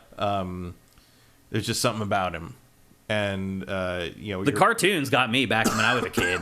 I watched the old '60s cartoon when in reruns growing up, and my cousin gave me comics, Spider-Man team-ups. It was Marvel team-ups, but it was Spider-Man teaming up with a different character every issue, and that was A, how I got to know Spider-Man, and B, how I got to know all these weird D-lister Marvel, because the team-ups were sometimes they were big characters who like everybody wanted to see, but sometimes they were just like people they wanted to give a boost by putting them in the same comic as Spider-Man, and that's why I know who characters like Batroc the Leaper and And Ms. Deep cuts. Carol Danvers. Carol Yeah. Danvers was in that early on. That's why I like Carol so much. I like Ms. Marvel and now Captain Marvel because of it. Black Widow, Mockingbird. Like I knew all these weird little characters that were in these Marvel team-ups my cousin gave me, which was like really cool. But like Spider-Man, I got to know Spider-Man from that and his appearances in the Transformers comic because early on that was supposed to be canon to Marvel, and I just would like you to forget about that, please. I have a feeling that this sequence right here might replace the train sequence in Uncharted 2 as this thing that we always reference. I don't think it will. No? No. The rigging in this is like ridiculous. But I don't think it will because I think there's 3 other things that are more impressive in this game that we haven't seen. Okay. This is early. This is like... Oh, you mean event when we play it, we'll see things that are more awesome. Absolutely. I mean, this is pretty crazy, This is amazing. Yeah, absolutely. But I think this is... I don't know how you top it. This is Act 1. I know. But This is games early. try to start off with a bang a lot of times to get you hooked into the game. But like, so. but you can tell it's early because like they are familiar with Kraven, but everything's not established yet, and they're not showing the lizard. Right. Like they're still trying to keep Connors like kind of under wraps a little bit. All the little details in this, all the haven't- pedestrians and the humans that are scattered in these scenes, like it's amazing. It really is a technical and the seamless marvel. transitions and the no loading. And I mean, there's people that I saw that were saying that this could be done on a PS4, and I'm like, I don't know what PS4 you had, but mine could not do this. Matt, what's up with some of the shots that they have in this where looks like he can just fly? Well, they're both using they're gliding using the they have like these web things under their like right here. Yeah, I mean, he's just flying. He's not propelling himself using any web. he's like gliding. It's crazy. I mean, that's established Spider-Man power. It is. I totally get it. But where is he getting his locomotion from? Inertia. Crazy. Like they're moving real fast, and you get a little bit of a. I mean, I don't think you can do that indefinitely. Yeah. But they're clearly using it to sort of like bridge the gap between areas where you can attach a web to something. I mean, he does that in Far From Home. He's got the web things. He glides over the helicopter blade. Yep. Usually don't see him use it to glide that far. Right. But like, it's clearly a new traversal thing. Yeah, it's cool. Spider-Woman uses it to practically fly. Yeah. I don't expect to see her in this. But Then he turns invisible there. very curious about the little map that Kraven brings up and has all the different characters. There's there's some non-Spider-Man characters. Yeah. I'm curious if we'll see any of them because You have to protect them. All maybe. the non-Spider-Man licensed characters in the first game were all conveniently out of town. When you had to go around taking vacation, taking pictures of everything, a lot of times he would comment. He's like, "I wonder where the Avengers are. I haven't seen them in forever." I'm like, "Yeah, Doctor Strange must be in another dimension. Everybody's gone." And also, I'm curious about the Shocker. Because the Shocker's in the first game, but he's also in Kraven's lineup. And there's a famous meme from the old Fox cartoon, the 90s Fox cartoon, where when the Shocker was the villain that he fought in the black suit. Now that cartoon is what introduced the black suit affecting his personality, because before that it didn't do that. In the original comics, the black suit was just a black alien suit, and it just loved being Spider-Man with him so much that at night it would swing around the city with him asleep, and he'd be exhausted. And that's how he figured out something was wrong. What's going on here? So he goes to Reed Richards in the Fantastic Four and says, like, what the hell is going on? Why am I so tired all the time? And Reed is like, yeah, this suit you got when we were in Battle World, it turns out it's alive and trying to bond with your nervous system. And he's like, oh, no, I don't want to do that. And gets rid of it by using sound, the bell tower, to knock it off. And then Eddie Brock finds it, and he's already mad at Spider-Man. And that's the other thing, is I'm sure during the course of all this, at some point you are going to do something that ruins Eddie Brock's career, and that is how Venom is going to come about later. El Guapo is asking any cameos that you want to see. Well, the Shocker thing I was talking about is like in the cartoon, he realizes that the suit is doing something to him because he gets really violent with Shocker, and there's a famous ridiculous scene where he's chasing him through like this tower, and he's like, Shocker, I will chase you to the ends of the earth. And I'm like, if you make him say that in this game, I will fall in love with this game all over again. That'll be amazing. Other people were pointing out that mean Spider-Man sounds a lot like a Naruto character, because it's also Yuri Lowenthal using pretty much the same voice. But luckily I've never seen Naruto that much, so I don't care.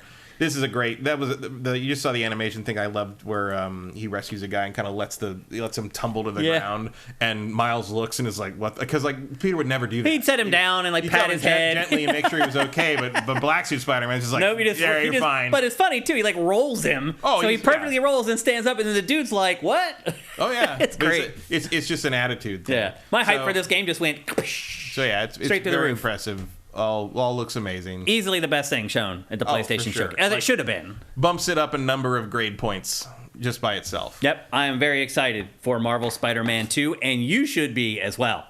Next up, another big game that was shown that we knew was coming, the remake of Metal Gear Solid 3 that they're actually calling Metal Gear Solid Delta instead of Metal Gear Solid 3, and they're explaining that Delta actually means change. Mm-hmm. But it is a remake of Metal Gear Solid 3. And here's the thing, Matt. This is actually being made by Konami. Yeah. In-house at Konami. Interesting. Who is making games like this in-house at Konami? I don't know.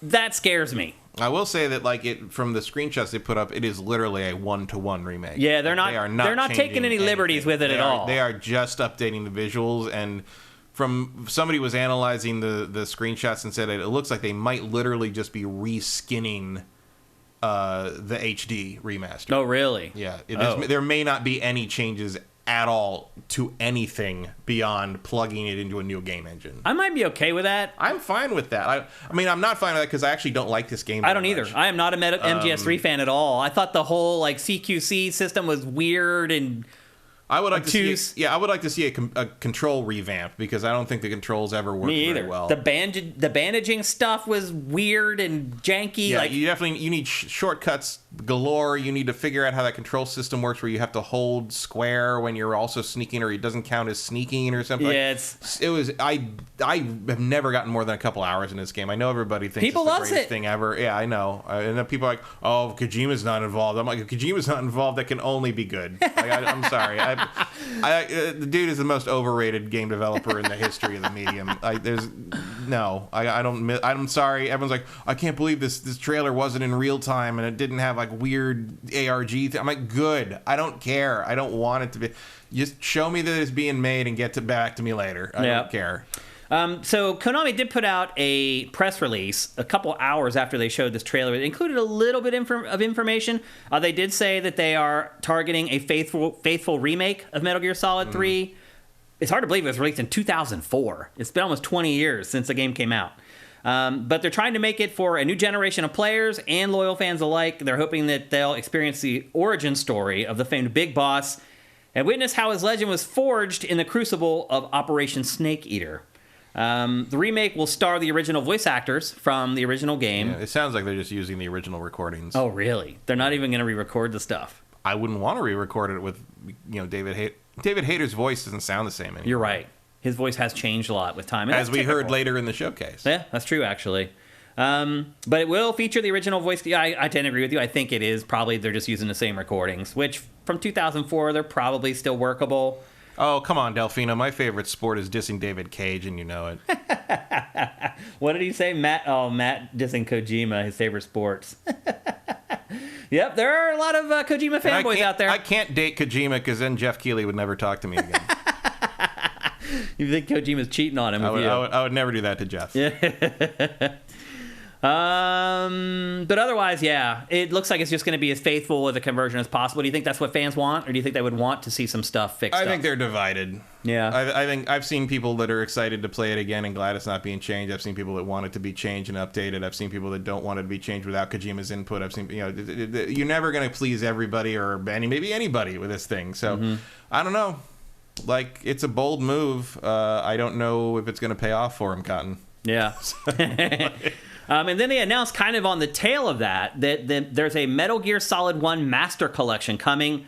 Volume 1 of that includes the first 3 Metal Gear Solid games. That's almost more interesting. It kind of is. Because what's Volume 2 then? I know. At some point, you got to bite the bullet and save 4 from the PlayStation 3, right? Yeah. Like, if you do Volume 1 and you do Volume 2 and 4 isn't on there, what are you doing? Because, okay, look, we know Volume 2 is going to be all the fucking handheld shit. Yeah. Right? It's going to be Peace Walker and Acid 1 and 2. Yeah. And, a bunch of crap we don't care about. But, like, if you keep going on that, you got to do 4. Like, they have That's to get a tough 4 project. out of there. I wouldn't trust Konami to do it. I mean, maybe that's what this is a dry run for. Maybe. Because, like, you would have to remake 4 from the ground up. Yeah. Because that thing's not going to port. Porting anything from the PS3 from is the a cell nightmare. processor, yes, you're rewriting it to the bone. Pretty basically. much. Yeah. So, I mean, 4. I mean, look, 4. These are not like remakes, by the way. No, they're these are just the masters. core versions of the games. It still looks like for current looks like they're the HD remasters that have run around for almost 10 years. Yeah. That are just being finally brought to new platforms again. Yep. But And they're again, going to launch those leading up to if the you're going to MGS3 call it the remake. Master Collection and put a volume number on it, and you don't do 4, why are you even starting this project? Yeah. Are you excited about the Metal Gear Solid 3 remake? No, I don't care about If Metal Gear I Solid 3. knew that they were doing more to it, if I thought that they were going to change if I thought they were doing like a Resident Evil 4 treatment to it, yes, I would. Then I would be It's into just a straight up port, basically, with better graphics. So I did like the characters in that game. Like, a lot of the bosses I thought were really good. I thought the plot was okay. Yeah, I mean, the stuff I've read about, like, the various that's all really neat. I'm not going to slog through that crap to get to those things. To me, it was really a slog. I did not enjoy Metal Gear Solid 3 at all. And I had to review it for X-Play, and it was a nightmare. I hated it the whole time.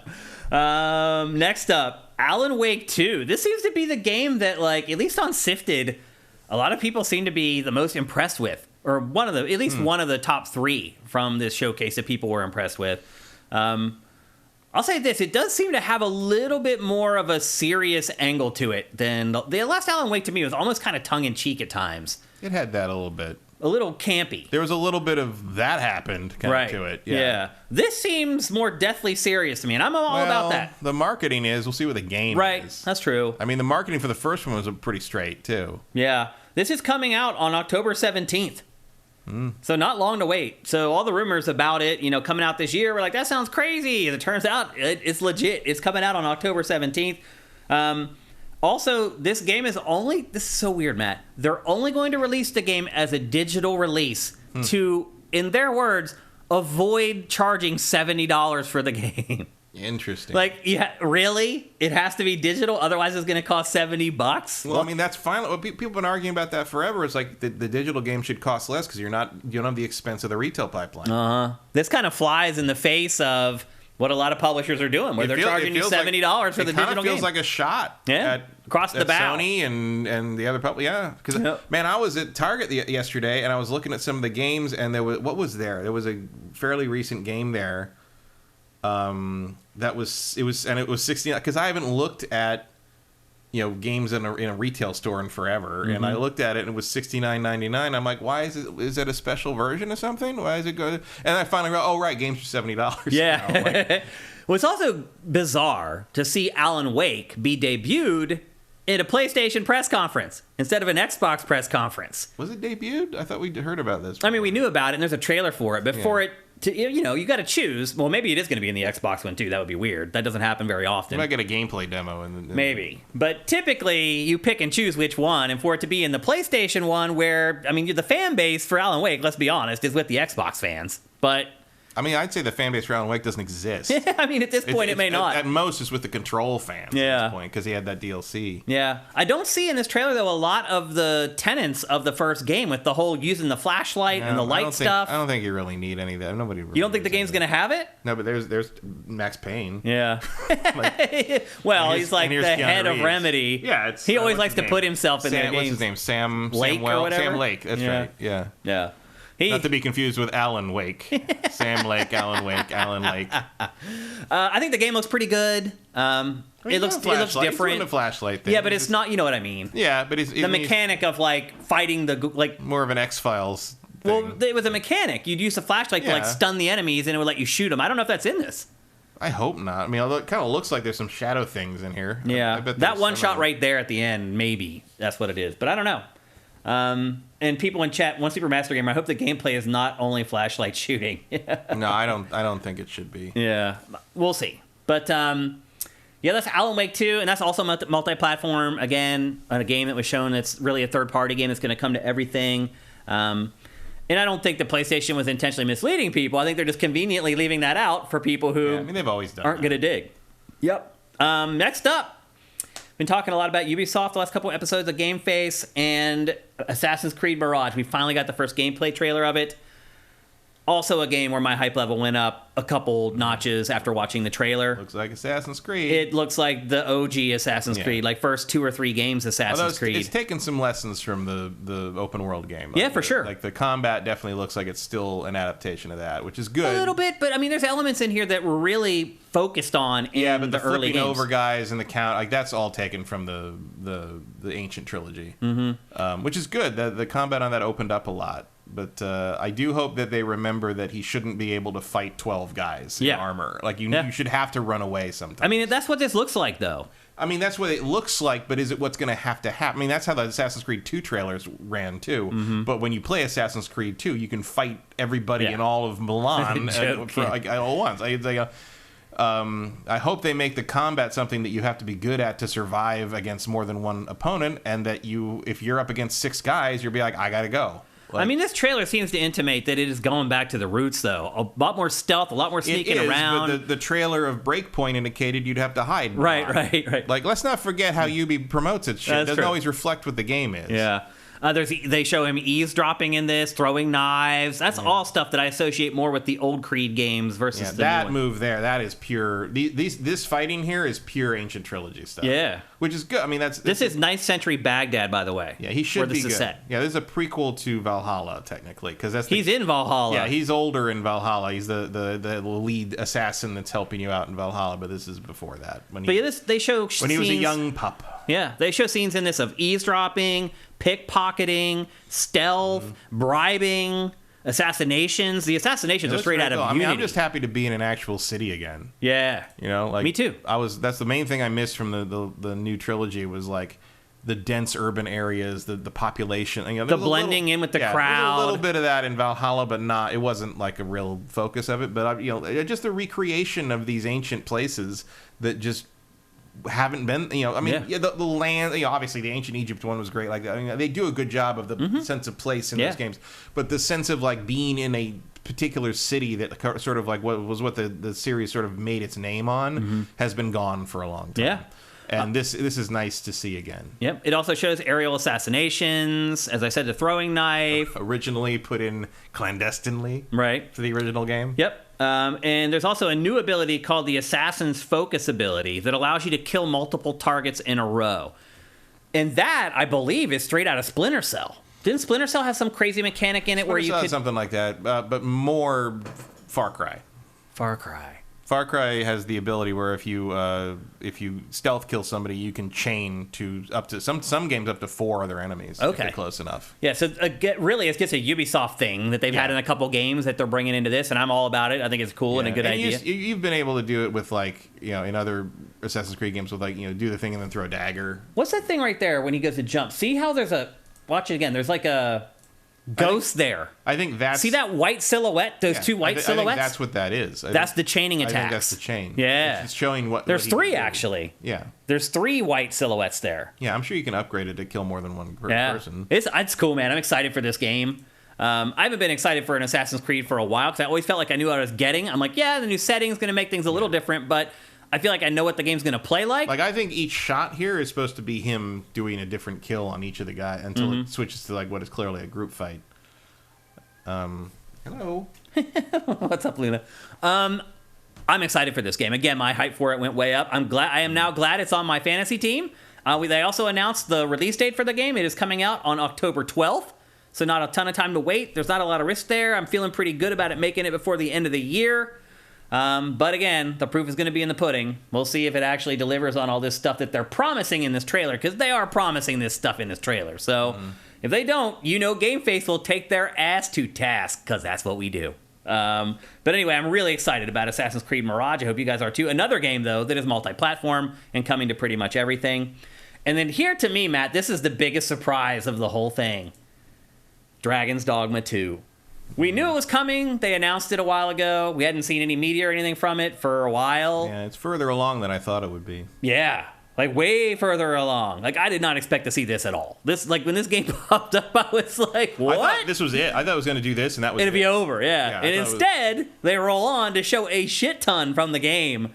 A lot of people may not even know what Dragon's Dogma is because it's been so long, and even back when it came out, if you don't, it's a shame. Go pick it up for like on the next Steam sale for $5. Get it with the Dark Arisen one because like it's great. Yeah, it's this cult classic Janky action as RPG. hell, but it's great. Yeah, I remember Miguel Lopez reviewed this for us at Game Trailers, and it was one of those things where every time he would come in from being at home that night to playing the game, he'd come in and talk to me about it, and his impressions of the game changed so drastically across the days. Like, he'd come in some days and be like, God, this game is janky and weird and dumb. Then he'd come in the next day and be like, oh my God, it's brilliant. It is. It's both of those things. It's hard to describe. It really is. It had what is called the pawn system. Yeah. You think they'll bring it back for this? They add a pawn summoning stone there. Oh, I missed. That's right. That's right. That's what it is. And that was a big feature of the original. It kind of set it apart from other action RPGs. And it just had, like, the combat was in. It's like, yes, the combat is janky, but it's also really weirdly satisfying. It has one of the coolest magic systems in game history, just because you can become if you play a sorcerer or a wizard or whatever, you're summoning literal thunderstorm. Like, you are affecting the world. Like, it's you feel very, very powerful. I suspect that the combat will not be janky in this. I think they'll streamline. Yeah, it'll feel. But like, you could climb if you're a rogue or a warrior, you could climb up stuff and stab it in the weak point, and that could determine what break. A little Monster Hunter there too. Whatever you can break off tails and wings and things and get like construction components from that. Tons of quests. It's a huge open world. You can go wherever the hell you want as long as you can survive the fights you run into. Tons of weirds. Like, there's at nighttime it gets pitch black, so you got to light your way all the time. It gets way more dangerous. Like, that's one of your own meteor spells there. You can see that. Like, it's the magic effects are really cool. They really are great. Yep. Tons of weird side real time quests. Like, you can miss if you think that games hold your hand too much. Dragon's Dogma will let you miss shit all the time. You got to use a guide to make sure you get all the like Or Tears of the Kingdom, like all that stuff. It's Medusa. Like, yeah, there's some new stuff in it. Like, that's the Greek stuff there is Griffin. Interesting. Yep. Game's looking pretty sweet. But we don't have any idea when it's coming out. They didn't really announce any of that stuff. My guess would be next year sometime. Yeah. It looks pretty far along, though. Yeah. Which is impressive. Because I think they announced it like a year and a half ago that they were working on it. And we haven't seen anything of it since. Like, I think they just put out a logo for it, and that was like it. So good to see we're finally getting some information on that. Next up, probably the second biggest surprise for me, and I think probably for most people, at least most people our age, and that is the revival of Bungie's Marathon. The crazy part about this, Matt, is I had really kind of completely forgot that Sony had bought Bungie. So when this popped up, I was like, at first I didn't know what it was, but then like right around here, I started figuring it out. Well, where is it? They show one of the old enemies. Well, once I saw the Bungie thing, that was the tip for me. Well, this doesn't look anything like Marathon. No, I mean, this game is nothing like Marathon. It's not Marathon. Other than the name. Other than the name. Where is the 4? There's a 4 who shows up in here. There he is. Yeah. That's a 4 from Marathon. And the logo's in there. But this is a PvP, like, grab the bag game. Like, actually, so they put out an interview. That's a 4. The thing, the little cloak with the logo, that was an enemy in the original Marathon. So there's an ARG in this trailer, and the fans figured it out in like 30 minutes. And so once they did that, Bungie put out a developer doc with interviews with the developers about the game. And so they released a ton of information, and I have it all here for you guys. This is also an extraction shooter. Yeah. So this is where you go in, you collect all your loot, you try to get to the extraction zone. I'm out. And scene. Yeah. The goal is to leave the battlefield with loot you've acquired rather than eliminate all the other players on the battlefield. It's set in the same universe as the original games, and it draws on their lore themes and their story.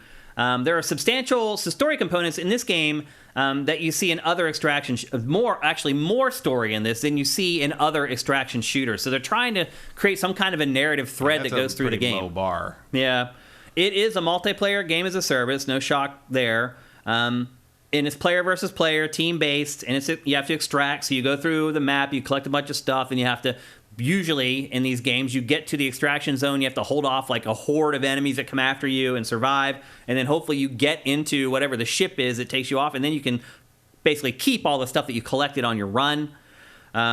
You play as runners in this game, and runners compete to retrieve mysterious artifacts, implants, and weapons from the hostile environments that you play through. It's set on the planet Tau Ceti 4. Yeah. Yep. That was a planet. That's where you were going in the original Marathon. Right. Yep. Players are able to make a wide range of aesthetic and gameplay modifications to their runners. There will be a narrative divided into seasons. Yuck.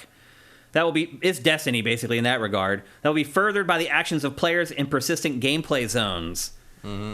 They give one example where one crew is being the first to find an alien key that opens up the next zone, and then they're memorialized for the next feat in the game. So you can accomplish things as a squad in this that you then are put on like a pedestal saying they were the first people to accomplish this, which I think is kind of cool, actually.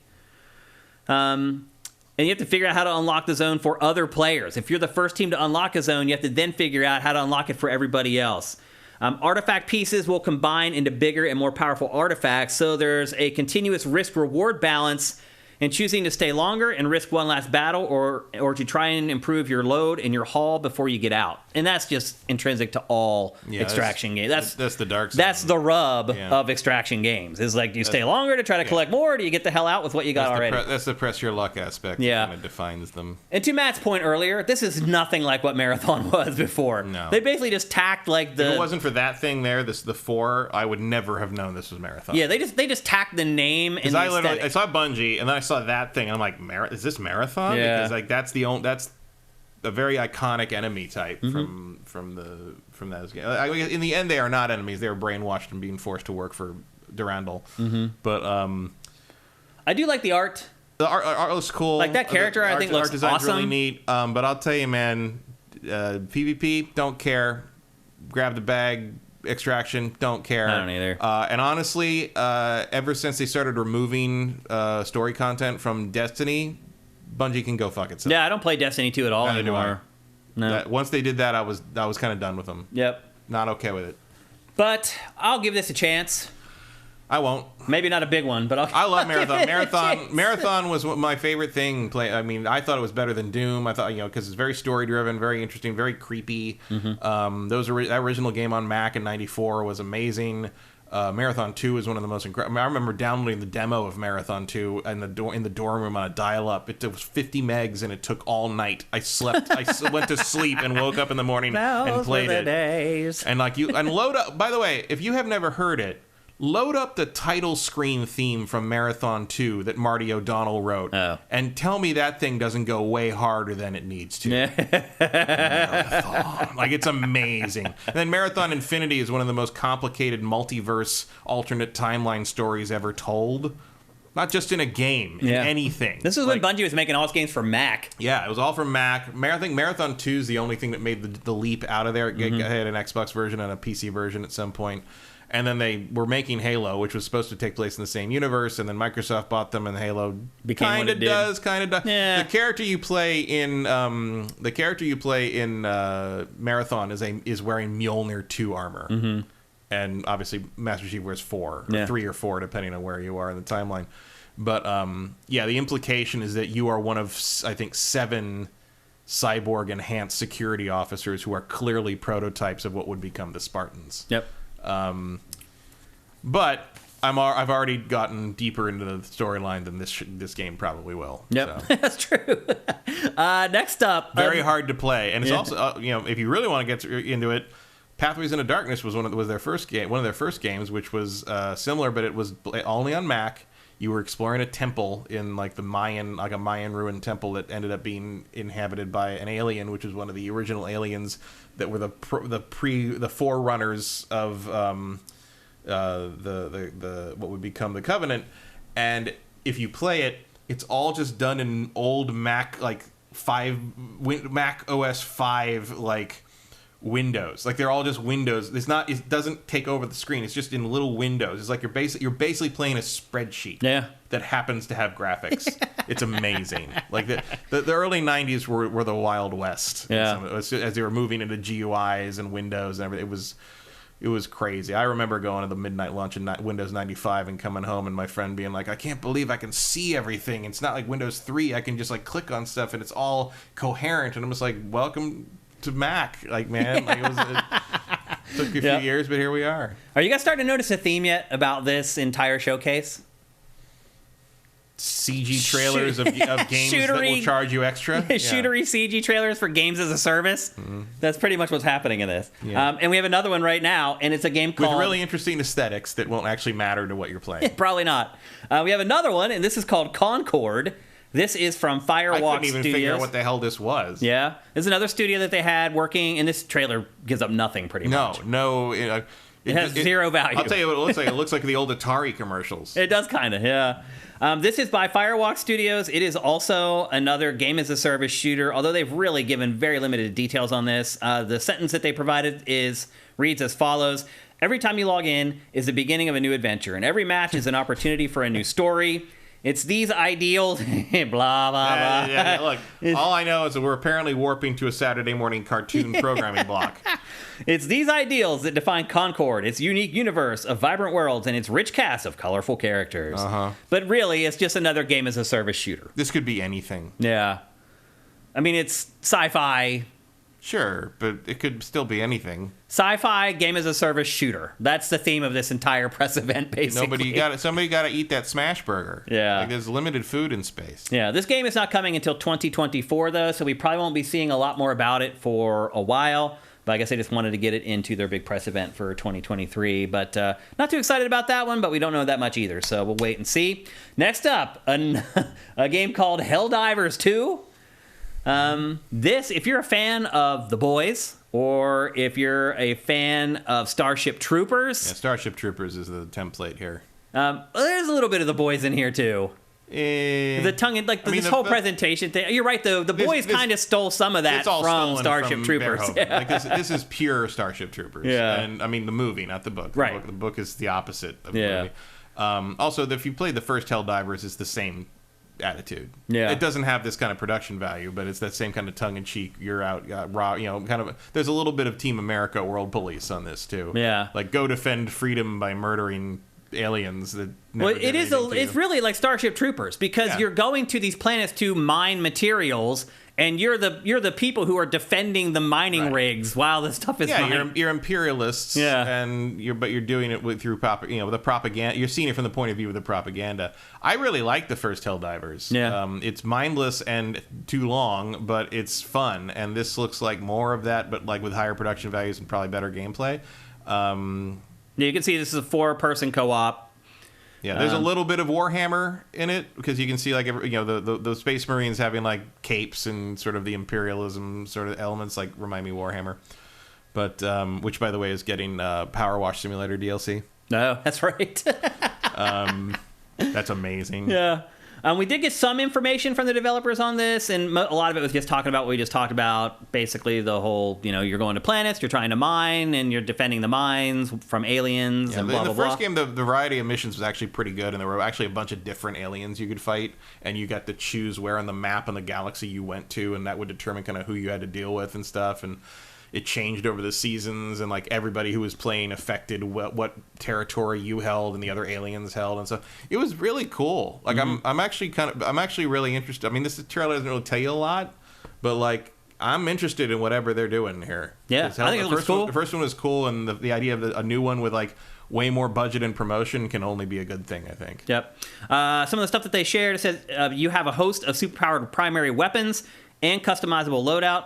You also have the ability to call on stratagems during play for backup. So there's this whole system in the game where you can call in allies to come in and support you, and I guess these allies are like awesome. Like that was in the first game. Oh, okay. I didn't play the first one. They're basically super moves. Oh, okay. Except like with you could call in nukes, you could call in tanks, you could call in it was if you got the right stuff, it was. It appears to be a big focus for this as well. Big changers. These seem like more of a part of it. There were things you could use like once a battle because the cooldown was so long. Mm-hmm. But like they say as you complete missions, you can upgrade your ship and build an even more impressive arsenal. Everything from shield generators to turrets to large-scale airstrikes can be used to give your team the upper hand. So, so far of the games as a service, this might be the most interesting one so far. I think also based on the pedigree, I would agree. Yeah, this looks really cool. Yep.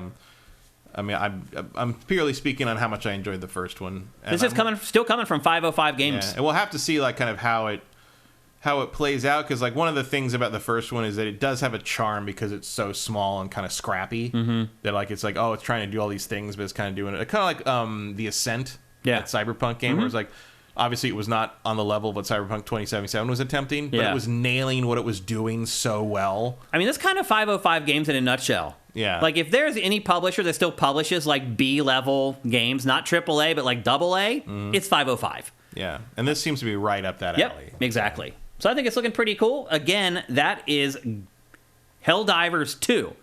And I've been confusing that game with this next game, which is Ghostrunner 2. This is more of a traditional, like, single-player game, though.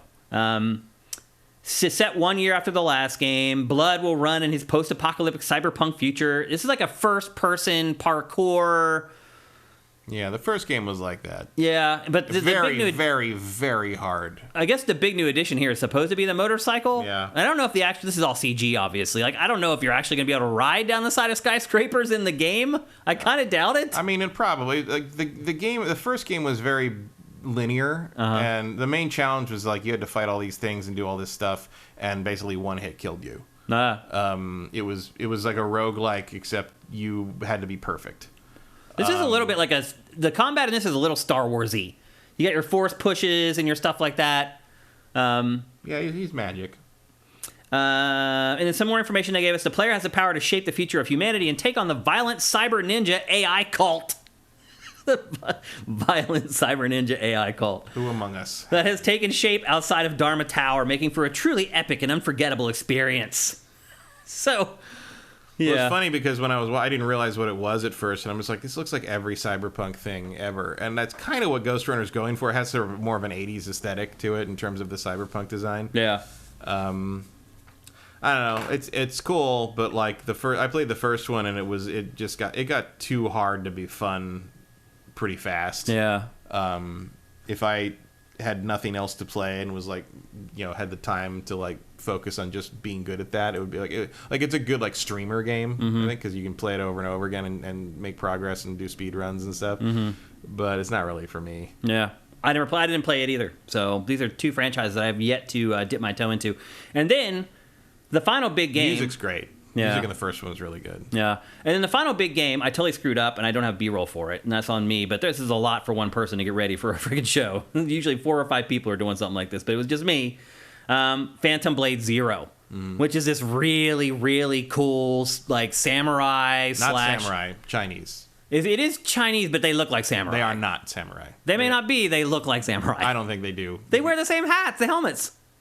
I wish I had the trailer here, but yeah, because there's a lot of cool stuff in the trailer. The problem with the trailers is all CG; it's not real. Anything. Oh, that's not real? I think that's all Target stuff. Yeah, I don't think that's anything. It looks real gamey to me. Like this one scene where they're fighting on the stagecoach. Do you think that's faked? Yes, I don't think it looks so. It didn't look bad, but it looks real great. time. No, it doesn't look like real time to me. Really? No.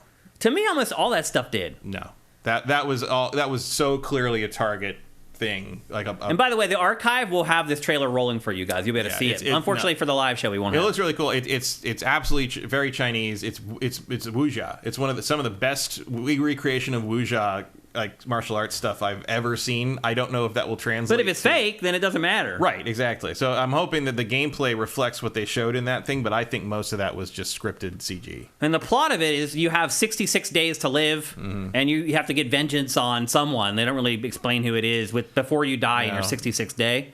The bad guy kind of narrates the whole thing, or at least his minion does, saying like, leave him alone. He only has 66 days to live. Like, he's going to die on his own regardless. Let's just stay away. This is it's supposed to be a AAA expansion of a mobile game that already exists. Right. And that makes me nervous. Here's the thing. Like, this looked other than Spider-Man, this was probably the thing that looked the coolest to me.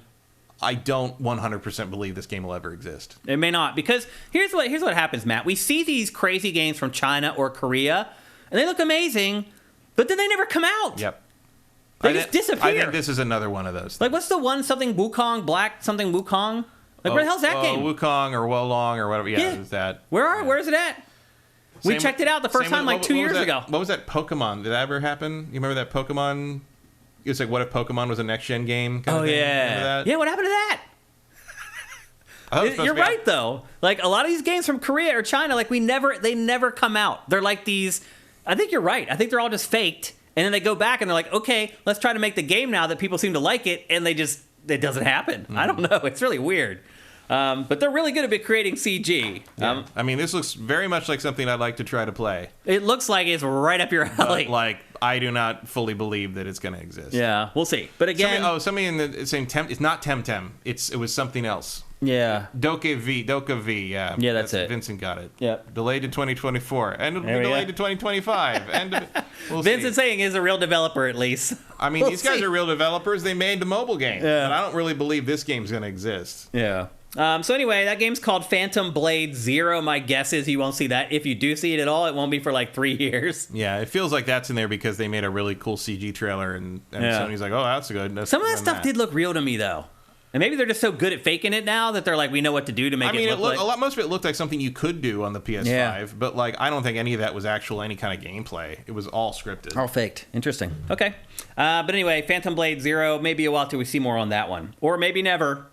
Like, I can definitely envision how gameplay would work in a lot of those things, but I don't think any of that was real. Okay. At all. Okay, now we're going to shift gears and start talking about some of the smaller indie stuff that was in this. And I think this is one area of this showcase that people are selling it short.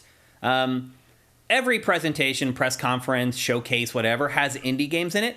The indie games in this one were some big freaking hitters, like sequels from games that were great. Like, for example, one of them is the spiritual successor to my adventure game of the year from one year. So I know it's very easy to be like, oh, another indie game. But these games Most of the indie games in this were things I'm interested in, which is unusual. Me too, and it's really unusual for me. I am not indie game guy at all. You guys know that. The first one we're going to talk about is a game called Sword of the Sea. And if you are a fan of Journey and you have been waiting for a sequel to Journey, well, here it is. Abzu 2, Tony Hawk's Journey. This is as close as you are going to get to a sequel to Journey. Now, it's not made by the same studio that made Journey. It's made by one of the same people. It's made by the art director who created the style of Journey. Did Abzu and the Pathless. Pathless, Giant Squid. Yep. Well, they just right on time. Yeah. No, I mean, I'll do anything that this company makes. I'll try anything that these because Abzu and Pathless are great. Now, it does look kind of like a shameless ripoff of Journey, but that's okay. Like, yeah, I didn't have a hoverboard in Journey. Yeah, I mean, you didn't need one because you just skated along on your feet, basically. Right. But Journey is basically, I mean, that's shots right out of Journey. Yeah, it's literally like a one-for-one. But also, Journey is also just drawing on decades of fantasy and sci-fi novel covers. And, at no point in Journey do you do a half pipe. No. So. Well, yeah, I mean, the traversal in this is more of a focus, it appears. Yeah. And there's your Abzu. There's some dolphins in there. Okay. It's all in there. I mean, this is the kind of weird-ass fantasy, like, sci-fi shit that I'm into. Giant monsters flying through the air. Cool. Yeah. Weird alien stuff. I'm into it. Yeah. Next up, we're not going to spend a ton of time on these because they are indies, and we know that your interest isn't quite what it is in the big stuff. Next up, the Talos Principle 2. Yeah. We had created a game page for this back when Sifted launched in like 2016. Yeah, it's a long time in coming. It had been announced back in 2016, and we just now got the first trailer for it, Matt. That is crazy. You can't rush these things. 7 years for the trailer for the Talos Principle 2. Did you like the first one? I did. I mean, it's a brilliant game. I like the first one a lot. Yeah, the first one's like, it's one of those games that you play and you're like, you know what? Whoever made this is smarter than I am. In a just world, the Talos Principle would have the reputation The Witness does. Agreed. Yep. Yeah. Or Portal or something like that. Like, it should be mentioned along with those same games. This looks very much in line with the first one. Those cats are as good as anything in Stray. That's true. Those are very good cats. Yeah. I love the juxtaposition in this of nature with this society where human beings have basically been eliminated and they're trying to make robots sentient. Mm-hmm. I mean, that's the whole rub of the Talos Principle. So if you played the first game, then you know what you're in store for with this one. Some seriously awesome adventure puzzling. I'm a big fan of the first one. I think anyone who's played it probably is. Yeah. If you haven't, it's like $3 on every Steam sale, so check it out. It's been like $1 or $2 many times over. So they're saying that is coming before the end of the year. I'll believe it when I see it, since it took 7 years to put out the first trailer. But they're saying that it will come out before the end of the year. I don't know. All right. Yep. I mean, I'd rather you wait until it's time to talk about release. Yeah. Sure. Yeah. Next up, a game called, I don't know if it's pronounced Neva or Neva, but it's from the same studio. I think it's pronounced like Michael Caine. Never. It's from the same studio. It's from the same studio that created Grease. Gris. Well, there it is, right on credit Q.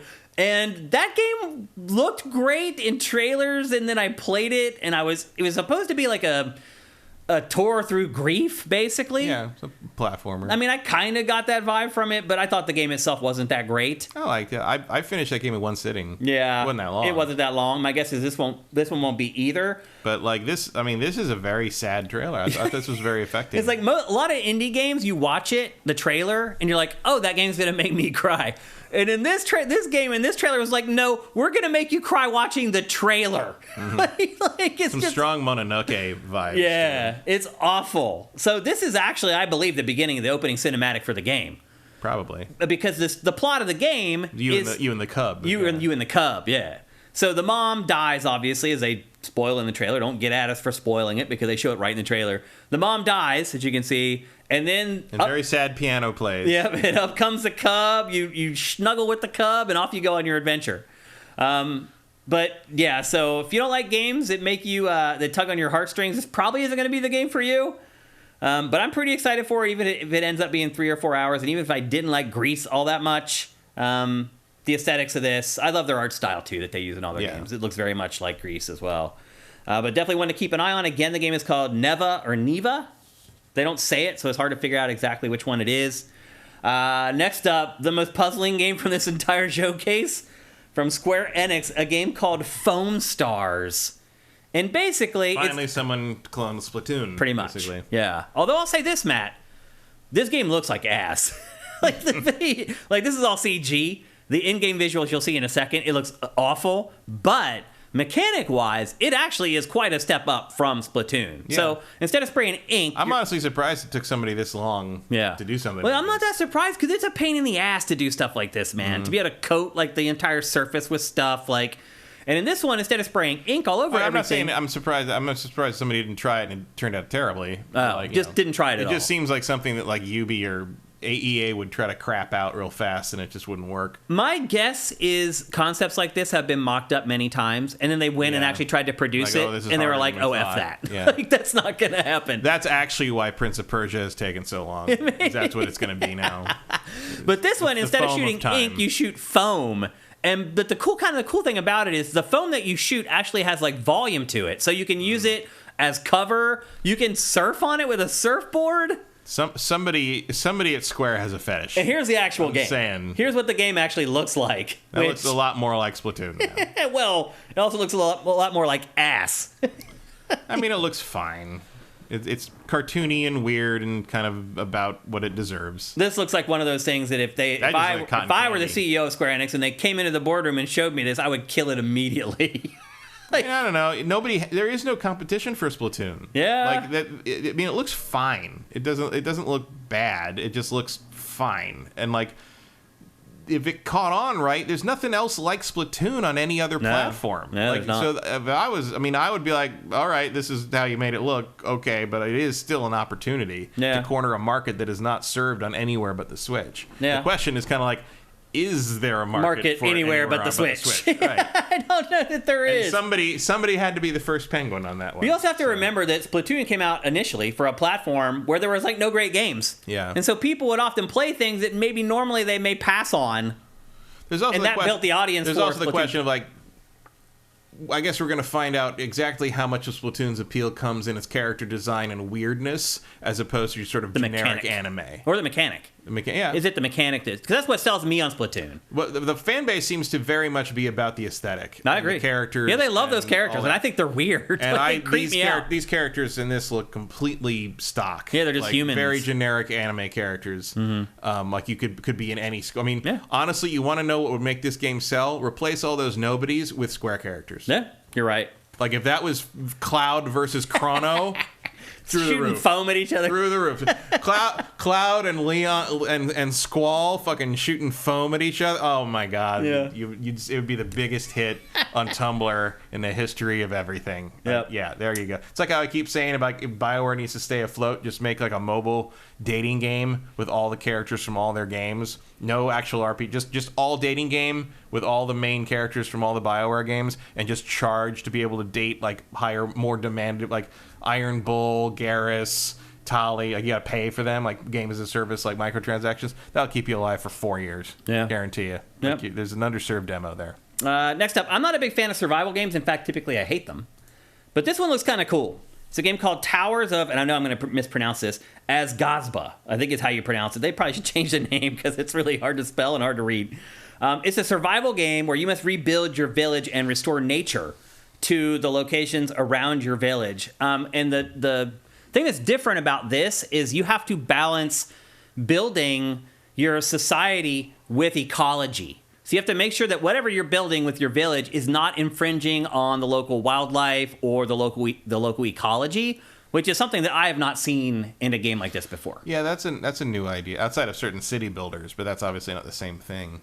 Yeah, I mean, there's city builders who are like, don't dump your sewage into the river. Right. Don't build a giant sewage pool next to the city that then overflows. Right. And you have to, when you try to delete it, it drops all the sewage on the city. That's bad planning. Yeah, I think it's a little more nuanced than this. And wow, look at the visuals. And it's really crazy, Matt, the performance that even small studios are getting out of the hardware at this point. Like, this game looks amazing. Makes me sad that I'm probably going to hate playing this. Yeah, because I don't like it either, I don't like man. survival and building. And world building stuff, I don't like it either. But everything else about this, I love. It's a really little bit, cool, it's got a little bit of Souls stuff for me. Little Souls, little Zelda. Yeah. Man, you imagine if Zelda looked like this? I know. And this is an indie game, Matt. Yep. This is an indie game. And we're begging, like, please, can Zelda look that good? It's bizarre. But anyway, again, because you will never remember the name of that game, it is called Towers of I can't even pronounce it. What is it? Towers of Azbazba. Sure.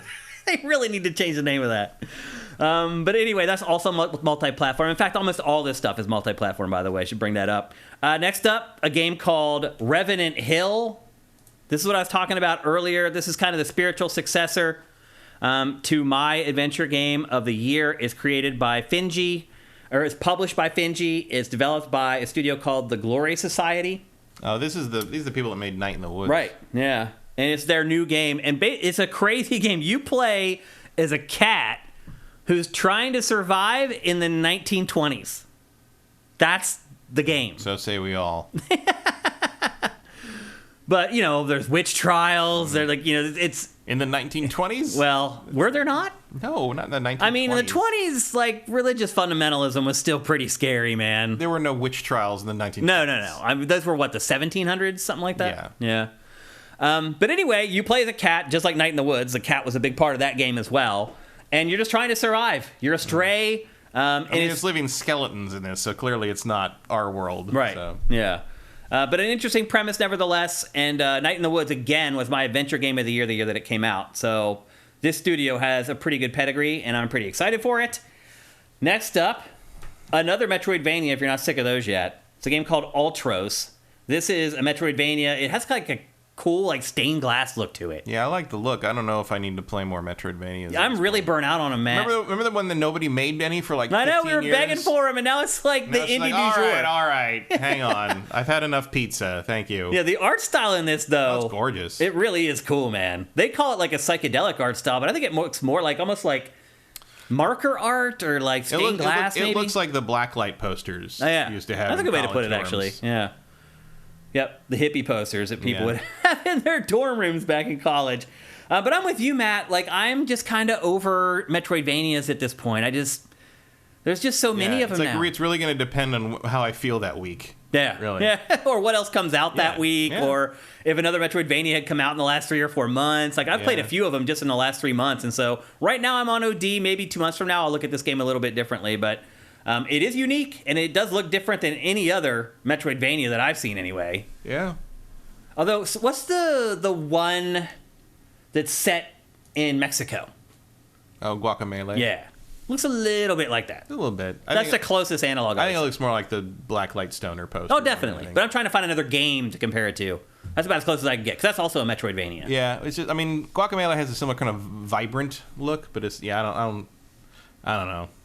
I mean, even 9 Years of Shadows kind of has a little bit of that to it. Yeah.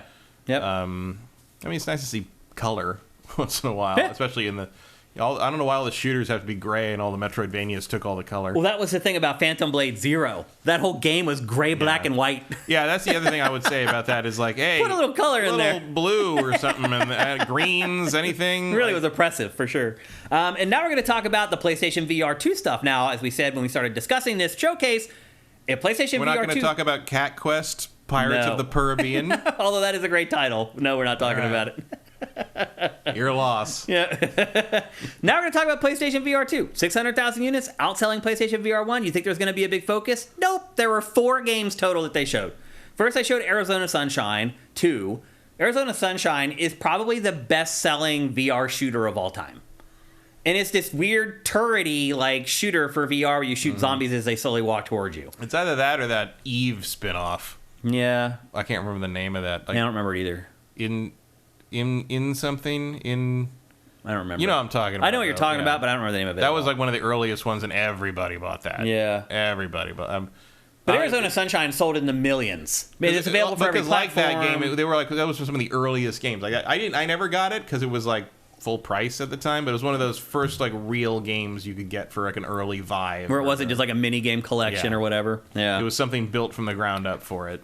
That was one of the games they showed. They also showed finally the PlayStation VR 2 version of Beat Saber, and that's alive. That launched yesterday, and it launched alongside a new music pack from Queen.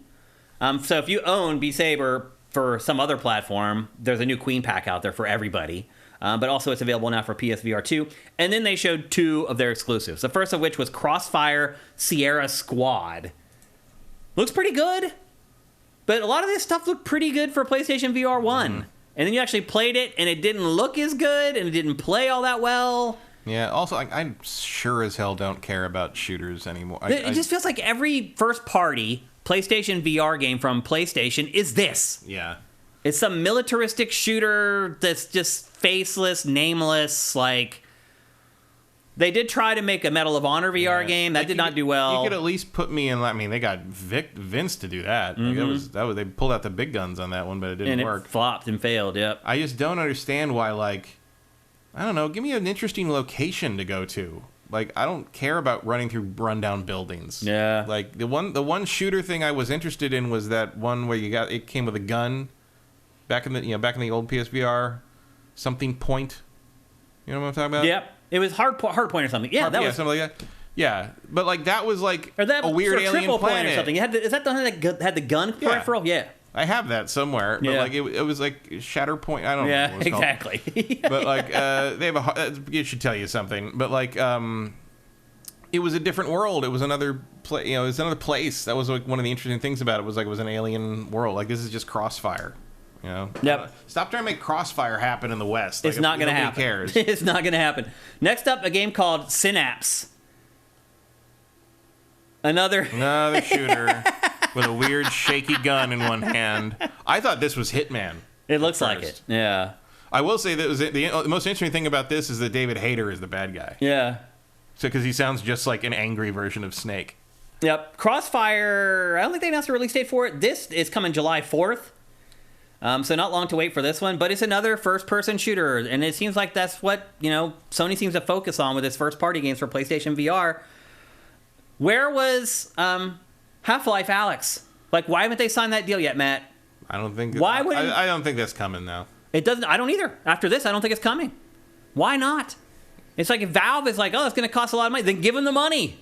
If your VR HMD took off as you're saying it is, invest in it. Put the money into it. Like, at least this has a little bit of like a sci-fi angle. It's got like telekinesis in it. It's more interesting, at least in Crossfire. This at least has like a psyops, a style to it, like something else to it other than just shooting guns at people. Well, it's a little. It reminds me a little bit of Super Hot. Yeah. But of any of these games that you've seen, are you gonna play them on your PlayStation VR 2, Matt? I mean, this one looks interesting. I just. It's more like you're showing me this and I'm like, would I actually set the PSVR up for this? Probably not. Even with VR 2 is so easy. Setting it up is like just plugging in a cable, really. Setting it up for me is moving the couch. Oh, right. Yeah, that's true. Do I need to move furniture to play this? No. Yeah. Like Half-Life Alyx might get me. I would do it for that, sure. yeah, but... Or something really cool. Like... To me, that's what there's no killer app. There's still no killer app. Horizon's a cool game. It's not a killer app. Half-Life Alyx could be a killer app. Yeah. It really could be. So do it. What are you doing? Like, you could have announced it here with the trailer, just using footage of the PC version of it, and then get to work on it. My guess is that maybe Valve doesn't want to do it. They'll keep it to themselves. Maybe. But it hasn't really worked for Valve either. No, but it's not going to work for them if you can play it somewhere else either. Yeah. I don't know. It'd be one thing if Valve had kind of already achieved their goal with it, but it doesn't sound like they did. Yeah. And that's it. Those are all the games that were shown. That was a lot. Like, it took us almost 2 hours to go through all that stuff. They also showed Resident Evil 4. Yeah, the VR mode of Resident Evil 4. That could be something. Again, I don't know if I'd move the couch for that, but it'd be interesting. And you could play, by the way, the whole RE4 remake in first person. You play the whole thing in first person, and it's the whole game. It's not just like a little section of the game or whatever. It's the whole thing when it's done anyway, it will be. So, yeah, I didn't include that for obvious reasons because we've already talked about Resident Evil 4 to death. But yeah, generally though, like what I saw here isn't expiring for VR2. No. I mean, obviously none of this would have been decided based on the sales of the launch or anything. Yeah. But like you still wonder if we'll ever see it again. I don't know. So anyway, that was a lot of games, people. And again, I cut a ton out.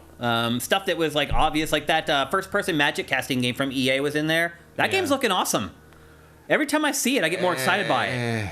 Oh, I don't like what I see in that game. Really? I thought you would. I like what I see aesthetically. I think the art design is really cool. It just looks such a generic shooter with like... It looks insane. It looks boring. I feel like in the trailers, their testers are playing it, and it looks crazy. I feel like when I actually would go to play it, it would look like a different game. That's possible. Kind of like the recent Doom games. Yeah, my thing is that game should not be first person. Like the fact that it's all this How stuff. else would you do it though? It's that frenetic because it's just like bam, bam, fly, shoot, bam, bam. Like I'd figure it out because the fact that you can't see your character in that game is a problem. So you think it'll be the same thing for Avowed? No, because Avowed is not going to be doing that kind of crazy acrobatic like all that shit. It's going to be a Skyrim game.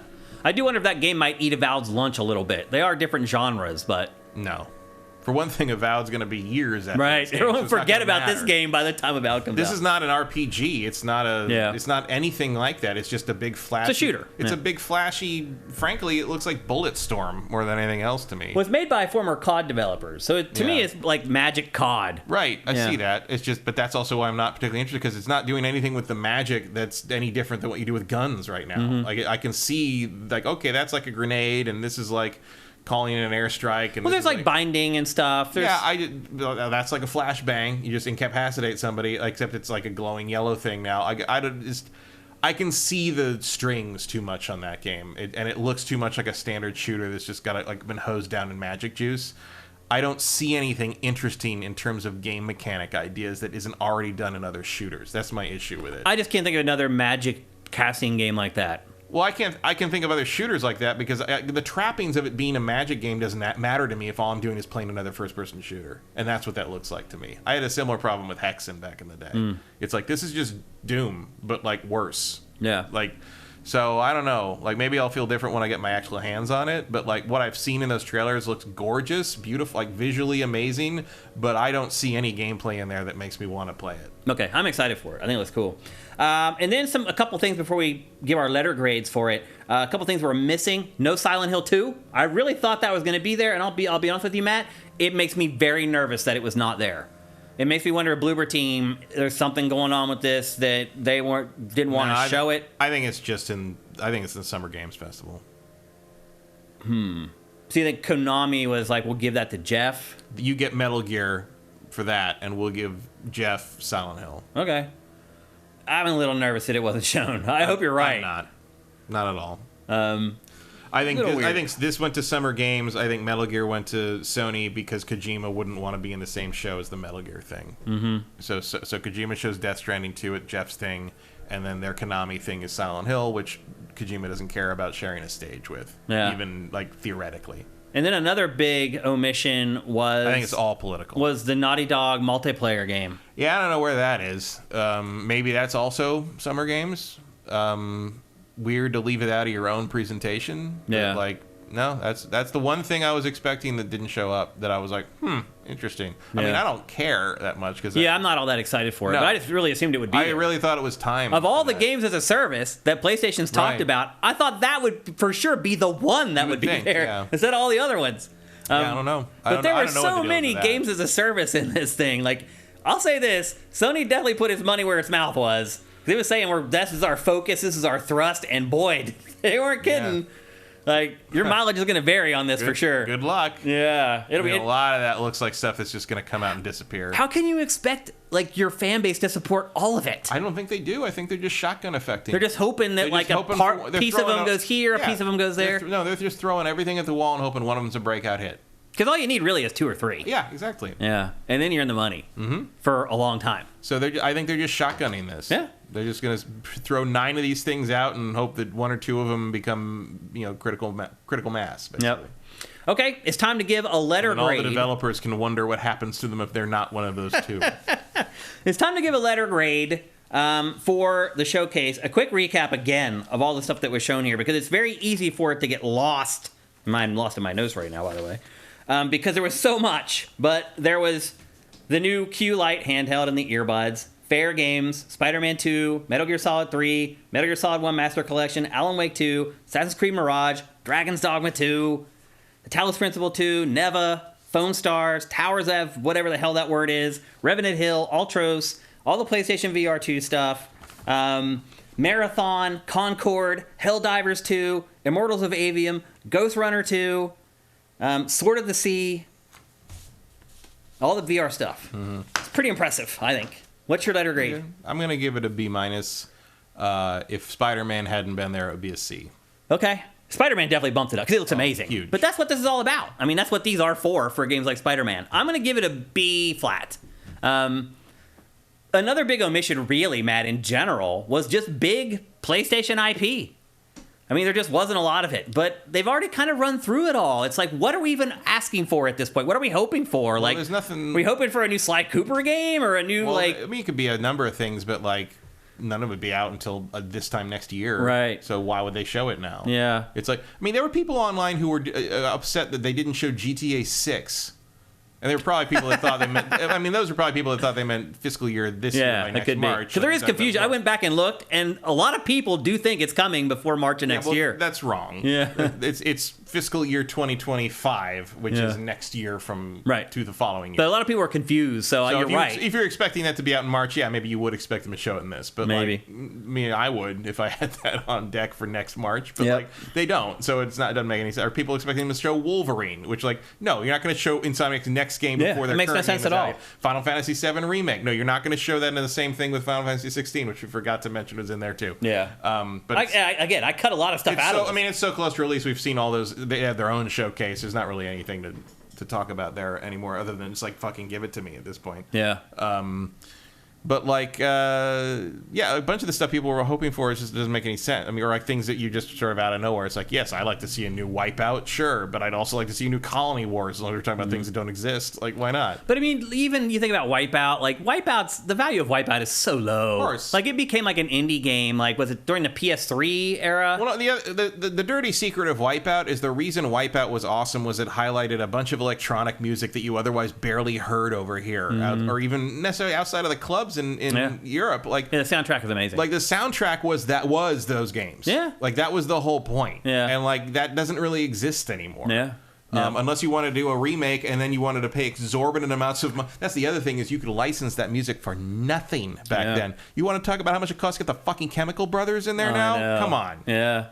You wouldn't be able to do Wipeout XL's soundtrack today. But it's like, even thinking back to like prior PlayStation consoles, like a lot of those other IPs that they could have shown, like, they're not going to move the needle. Like, what's the one, like Firehawk, the one shooter that they put out for PlayStation 3? Like, when they really started digging into the catalog. Warhawk. Like, that stuff doesn't do anything. No, I mean, those are obvious choices if you're going to do game as a service. It is. But they didn't. Right. Because they tried that already. And it didn't work. Well. Yeah. And a couple of those games were pretty... I mean, Starhawk was pretty cool, but it just didn't have any legs. Yeah.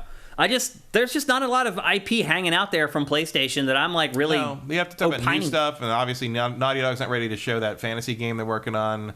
Ghost of Tsushima 2 clearly isn't ready. I mean, why would? I mean, it's that's way out. That's next year sometime probably. Yep. What else are we talking about? Factions? What I'm saying, getting at is like, I think that's as good of a show that PlayStation could have put on right now. Right now, yeah. Yeah. I mean, it was, because with Spider-Man coming out this fall, people were saying Ridge Racer, SOCOM. Well, Ridge Racer is Bandai Namco. It's not owned by PlayStation. I can understand why you might think it's a PlayStation game, but it's not. It's been on PlayStation a lot. SOCOM, no one cares. No one I mean, cares. I hate to say it if you're a fan. I played SOCOM 1 for 100 some hours, but like it doesn't move the needle. No, like it's just that name is as good as any other shooter at this point. It'd be nice to see something Blue Point's doing, but maybe. But it's not. like, Matt, I'm looking in chat right now, and like they can't come up with anything either. Right. I mean, that tells you all you need to know right there. I was a little surprised there wasn't anything with Gran Turismo to go with the movie. The movie. I mean, like a game thing to like tie into that. I was a little surprised there was no Twisted Metal, since that's coming up. Not that I want Twisted Metal. I'm just saying. Look at all the haters in here giving very, it very little synergy. A D. Somebody give. You people are insane. A D for that press conference. Really? Oh my gosh. Okay. I mean, I was interested in more things in this than I was. You just sat and watched a 2-hour podcast based on the content that was in that showcase. And you're saying it's a D? If it was a D, you would have watched for 10 minutes and turned the show off. No, people talking about Bloodborne. Bloodborne is never coming What are you guys talking? Are you guys all Xbox fans? What the hell are you talking about? Bloodborne is never happening. Holy Just crap. Get your mind around the fact that Bloodborne is not getting the sequel. They are never remaking it. Bloodborne's time is past. It's over. You people were a trip. Okay, well... Good one. All right, well, I'm starting to feel a little off. If you haven't been able to tell, I've been shifting around in my seat and not feeling great. But there's one topic that we had in the show on Tuesday, and we have here today, and we cannot wait until Tuesday to discuss it, because by then it'll just be too old news, and that is Mortal Kombat 1. Which is in Jeff Keighley's show. We do know that. We know already that it's going to be there? Because I was thinking maybe it might be in the PlayStation Showcase, like the first gameplay of it. That wasn't impossible, but apparently it is a Summer Games Fest game. Okay, so he did get one ringer then. That's good. Because what we've seen so far of this game in this trailer is a bunch of nothing, really. As you can see from the lower third there, they're rebooting the game. But it has already been rebooted. Yeah, this is another reboot after they rebooted it in, was it 9? Yes. Yeah. Why? Well, if you played the last one, they were kind of done. Like, the story's over. Like, you can only take the Mortal Kombat story so far, and I guess you just start over and do it again. The DLC pack on this thing that leaked is hilarious. I mean, everything leaked on this game before this trailer came out. Literally everything. Like, I felt bad. The guest characters are funny. Yeah. I felt bad for Ed. Just because I know him, and he's just a great dude, and he really enjoys pleasing the fans. Like, he just not bullshit. You can see it when you talk to him about Mortal Kombat, that his whole goal in life is pleasing his fans, the fans of the franchise. And so I know it had to crush him to see all the information about this game leak out before they got a chance to unveil it. Well, the truth of the matter is, when it all came down to it, that was all the information they had. They weren't willing to divulge anything else but what had been leaked already. So here's what we have right now on Mortal Kombat 1. It is, again, a reboot of the franchise for a second time. It has a brand new fighting system? Like, what the hell's up with that? What does that mean? I don't know. They call a lot of things brand new fighting systems that turn out to be pretty much the same. It's like, no, we just have 5 new fatalities. And that's what they also say. Usually it's the weird little thing, like sometimes it's the counter system, something like it's like the focus cancel in Street Fighter 4, the parry system, that's what they mean by new fighting system. I don't think this is going to play drastically different from a normal Mortal Kombat game. Yeah, I don't think it will either, actually. I think that's a bunch of hogwash. Also, I have a theory on this one, because of how Liu Kang is presented here. He's the head of the whole thing now. Yeah, well, he's always been the star, but he definitely seems like he is not just Liu Kang. He's some kind of god now. Mm-hmm. I think this is a sequel.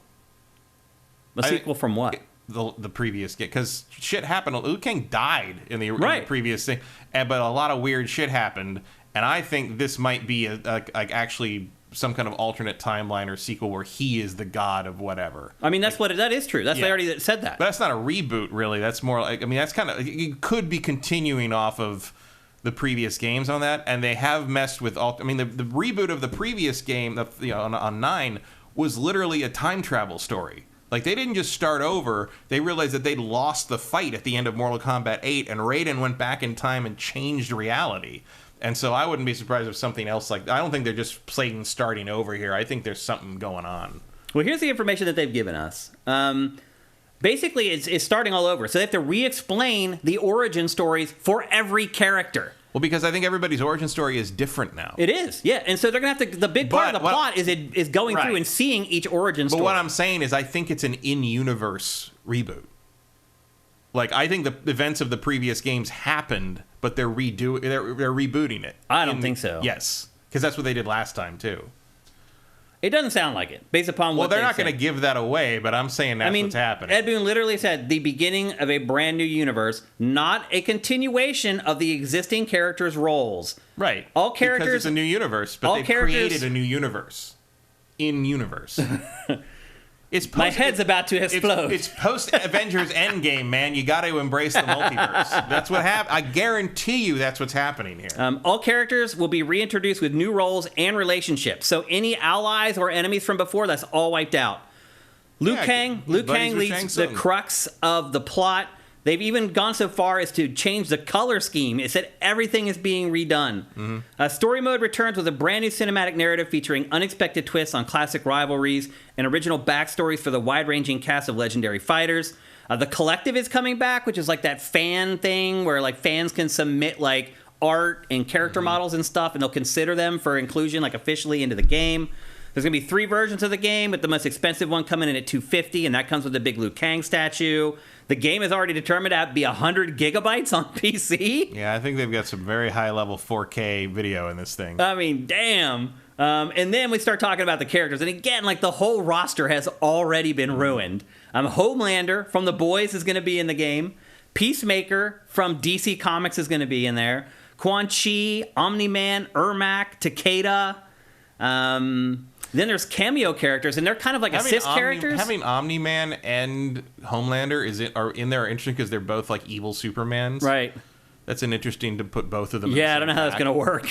I mean, obviously they're different characters and they have different abilities, but like it's interesting that you would not split those 2 characters up across DLC pack. Because clearly there's going to be more. I couldn't believe that I missed The Boys, by the way. I watched it, like, I've missed, like, the first 2 seasons and ended up watching, like, all of it in a row. I don't know how that slipped off my radar. Like, nobody ever recommended it to me. No? And I just stumbled across it. One night I went to Amazon Prime, and I'm like, what is this Boys thing? And I started watching, I was like, oh, this is awesome. And then I got sucked in, and then I realized it was huge, and no one had ever told me to watch it. Really bizarre. Yeah. So the game also has what they're calling cameo characters, with a K, of course. And they're kind of like the assist characters in Smash Brothers. Like, you call them in, and they come in, and they help you.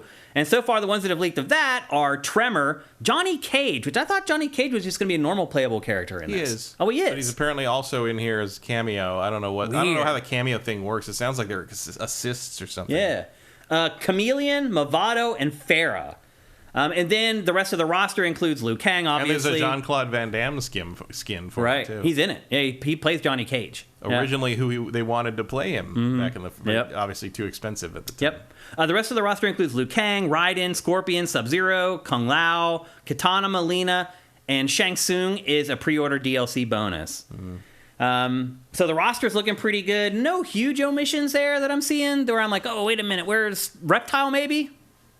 Yeah.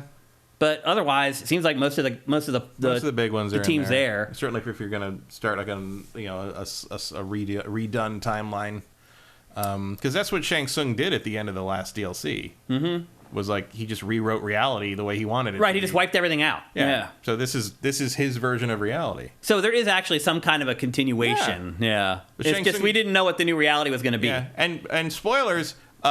That's what Dr. Doom does in Secret Wars. Yeah. So when that Avengers Secret Wars movie comes up, this is basically the same thing. Yeah, I still remember the comic frame where it shows him snapping his fingers, Dr. Doom, where he wipes everything out. Oh, that's Thanos. Oh, no, I think from Secret Wars they do that with Dr. Doom, though. Well, no, he never snaps his fingers for that, because what happens is an incursion happens, and he, using his magic and the powers of a god, he's the Beyonder. He was the Beyonders, because there's more of them now. But he basically steals their abilities and becomes the god of a new universe, which combines all the different timelines into one world. Yeah. So he is God Doom at that point. And eventually he gives it up to save everything else, because everybody revolts against him and remembers what was happening. And when his goddaughter asks him why he stopped being a god, he says that he found it beneath him. Dr. Doom is such a good fucking He's character. great, man. I don't understand why they do more with him. Like, why do they ignore him? They use him all the time in the comics. Yeah, but I mean in the films. Like, because they didn't have the license until like 2 years ago. To Doom. Fox had Fantastic Four and X-Men until they bought them. And Doom is rolled into that. Doom is part of Fantastic Four. Ah, got ya. I see. I don't care about the Fantastic Four movie. Me either. The exciting thing about the Fantastic Four movie is that means we get Dr. Doom in the MCU. Yeah. That's what you need. Yeah. So are you excited about this reboot of Mortal Kombat? I mean, I'm interested. Yeah, I mean, it's coming out this year too. It's September 19th or something. I think it's the only fighting game whose story mode is always worth playing. September 19th. It's coming to Switch, and it's not cloud. Interesting. Mortal Kombat, is it 11? I think came out for Switch, and it was a mess. Yeah. But the same studio that did that is doing this as well. So they're going to try to make it run natively on Switch. Well, luckily, most of us don't need to worry about that. Yeah, exactly. But it's coming to PC, PS5, Xbox Series, and Switch. But not PS4 and Xbox One, which is odd. And it is September 19th, by the way. I'm pretty excited for it. Like, to me, of everything we just went over, changing the fighting style is the thing that's sticking out for me. I mean, I don't think that's going to be anything. I think they're going to have some new mechanic that changes it up. Like one thing, yeah. It'll be like the run button. Yeah, I still think the basic, like, flow of each match is going to be the same. Yeah, there'll still be a block button. There'll still be a high punch, low punch, whatever. You'll still be doing uppercuts. It'll be Mortal Kombat. Yeah. They're not dumb. Yeah. How do you guys feel about it? What do you guys think about it? We haven't went to you guys today, because it's been like machine gun fire going through these games, but what are you guys thinking about the new MK? 10 Shiniki says 10 frames per second fights on Switch. Yeah. Vinarava says, I'm a sucker for the MK store. The other thing too is that the last Mortal Kombat movie was actually pretty good. Yeah, it was all right. Like, that was the first movie I saw in a theater after the end of that's right. lockdown. I watched it on HBO Max, I think. Yeah. Which is just Max now. Matt, is there anything dumber than changing the name of HBO Max to Max? The transition to Max will be studied in marketing classes for years on new why Coke all over again. It's incredibly dumb. It's the dumbest thing I've heard of. Did you see what they did with the credits? No. They don't list anyone as producer, director, writer anymore. They just say creators. Oh, God. And the creators list is completely random. Like, if you basically look at, like... You don't know what people did. There's Scorsese movies that do not list Martin Scorsese under the creators list. It's madness. And it's like the fact that it's happening during the writer's strike and the impending SAG strike, everyone's just like, oh, it's on. Like, let's go for it. That strike, by the way, is getting worse. Is going to get worse and worse before it gets better. Yeah, because they're being greedy AF. Well, because SAG is definitely going to join it, and wait for the Directors Guild to join in too. Yeah. There's a whole interesting story about that with... Shniki says models look great compared to Street Fighter 6. Do you agree with that? In that pre-rendered CG Yeah, that's stuff, not real. Sure. Yeah. Like, in the game, though, we'll see how... I mean, their animation's gotten a lot better, but it's still pretty stiff. Well, I was showing B-roll of MK11 there. Yeah. And the character models do look pretty freaking great. I mean, they've upped their game tremendously in 3 games. Yeah. And, I mean, if you count Injustice as well. Yeah. I mean, just the difference between Injustice 1 and 2 is really noticeable, too. But, no, I don't think that... I mean, we'll see. The animation... Capcom's still got them on the animation in terms of in-game stuff so far. Well, and the fighting, too. Vincent seems to think that the main change to the fighting is the cameo fighters. Yeah, that would make sense as sort of the big change-up. Although, I mean, that was a big change-up in the first Marvel vs. Capcom game. It's like, Capcom did that literally 25 years ago. But sure, if you want to call that a new feature, why not? Yeah. And The Boys is awesome, by the way. If you guys haven't watched The Boys yet, go watch it right now.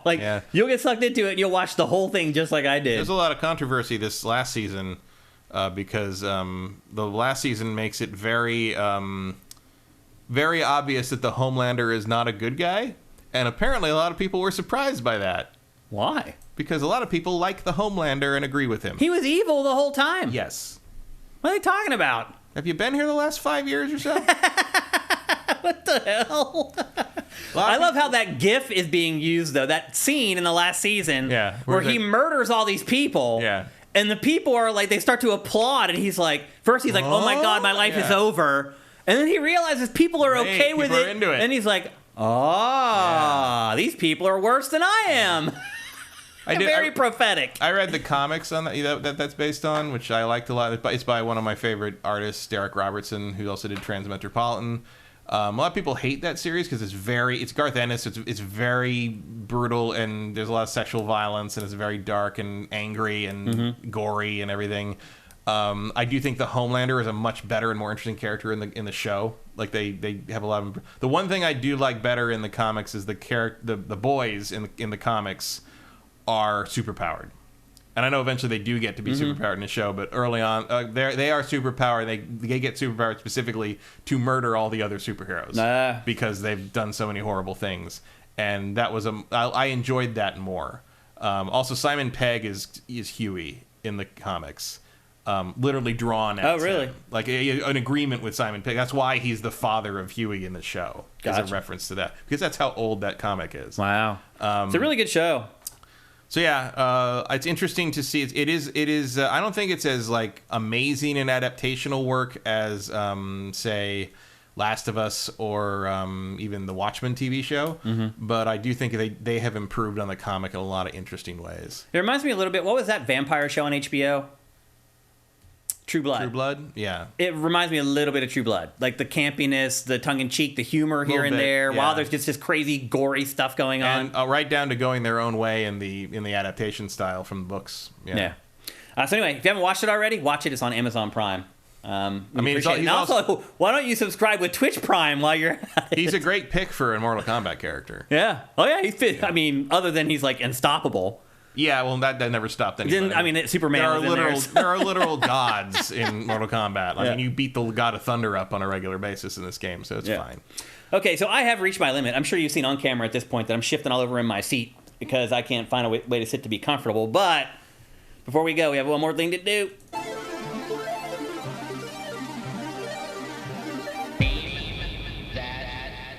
All right, it's time for Name That Game, where I show you guys 5 screenshots from a video game, and you try to guess the name of the game before Matt Kyle. 3 things to keep in mind before we get going. If you've already won this year, do not play. Sit back, kick your feet up, enjoy yourself, watch other people try to guess. Number 2, if you don't have a PC and you don't play PC games, you don't have a friend you would give the code to, do not play, because all the codes, you get a game if you win. All the codes are for PC.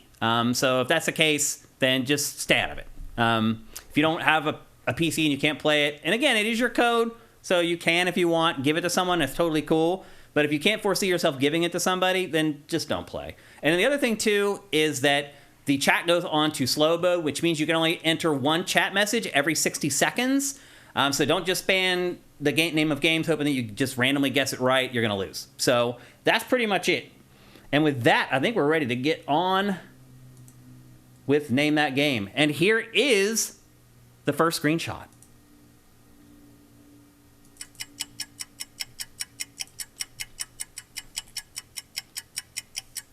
I really hope to God nobody gets it from that. I hope, but people are so good at it. It does look familiar. Limbo's Quest, no.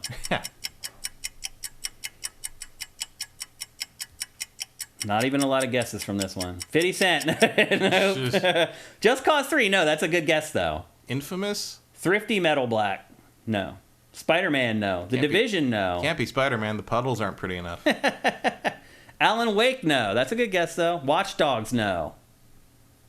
Life is Strange, no. That's probably a good guess, too. Infamous Second Son, no.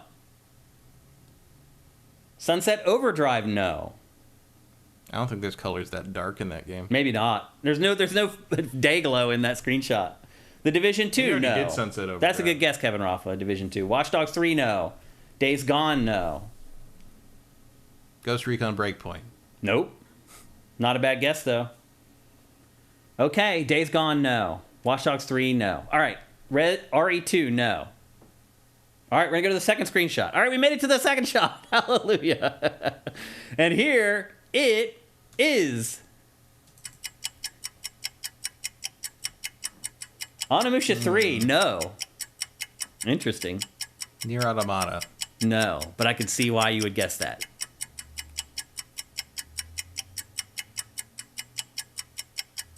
Ghostwire Tokyo, that's a really good guess, but no, it's not Ghostwire. Sleeping Dogs, no, that's another good guess. Ghost Recon Future Soldier, no. Splinter Cell Conviction, no.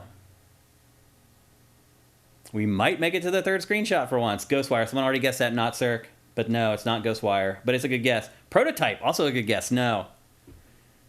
Devil May Cry 4, no. Dead Rising 4, no. Watch Dogs Legion? No, not Watch Dogs Legion. Kingdom Hearts 3, no. Ni no Kuni, no. Ni no Kuni? I don't know where you got that from. Yeah, I don't remember puddles like that in Ni no Kuni. Well, Ni no Kuni is like all cel-shaded. Yeah. Yakuza, no. All right, Watch Dogs 2, no. Prey, no. Tetris, no. I think we're going to make it to the third screenshot. All right, here it is.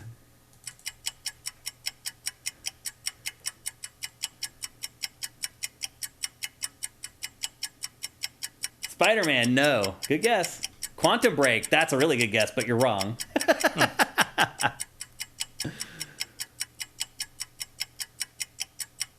We have a winner. We have a winner. Oh, one came right afterwards. Big Dave Lazard wins with Devil May Cry 5. Congratulations. Literally beat Not Cirque by like a second and a half. Both of them guessed DMC 5 within a second or two of each other. Awesome job, Big Dave Lazard. Stucky. So someone guessed DMC 4 before. No, it was DMC 4 that someone guessed before. Not DMC 5. And that was Stucky, I guess. Sorry, Stucky, but you do have to get the right entry. And here's the other two screenshots that I included. That shows his boot. I was like, that'll tip him off after seeing all the other stuff. Because this is the other thing, too, that I take into consideration when doing this, is it's a build. Like, for example, the one screenshot I showed Blood. So Blood should have eliminated a bunch of games for people in their minds that don't have gore in them, which I thought might tip people off to Devil May Cry. It ultimately kind of did. And then there's the boot. And then here's the last one. It shows one of the enemies from the game and his massive sword. So we made it to the third screenshot. You know what? I'm going to give myself a round of applause for that.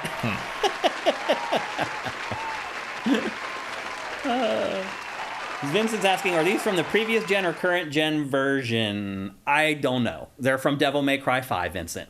That's all there is to it, bro.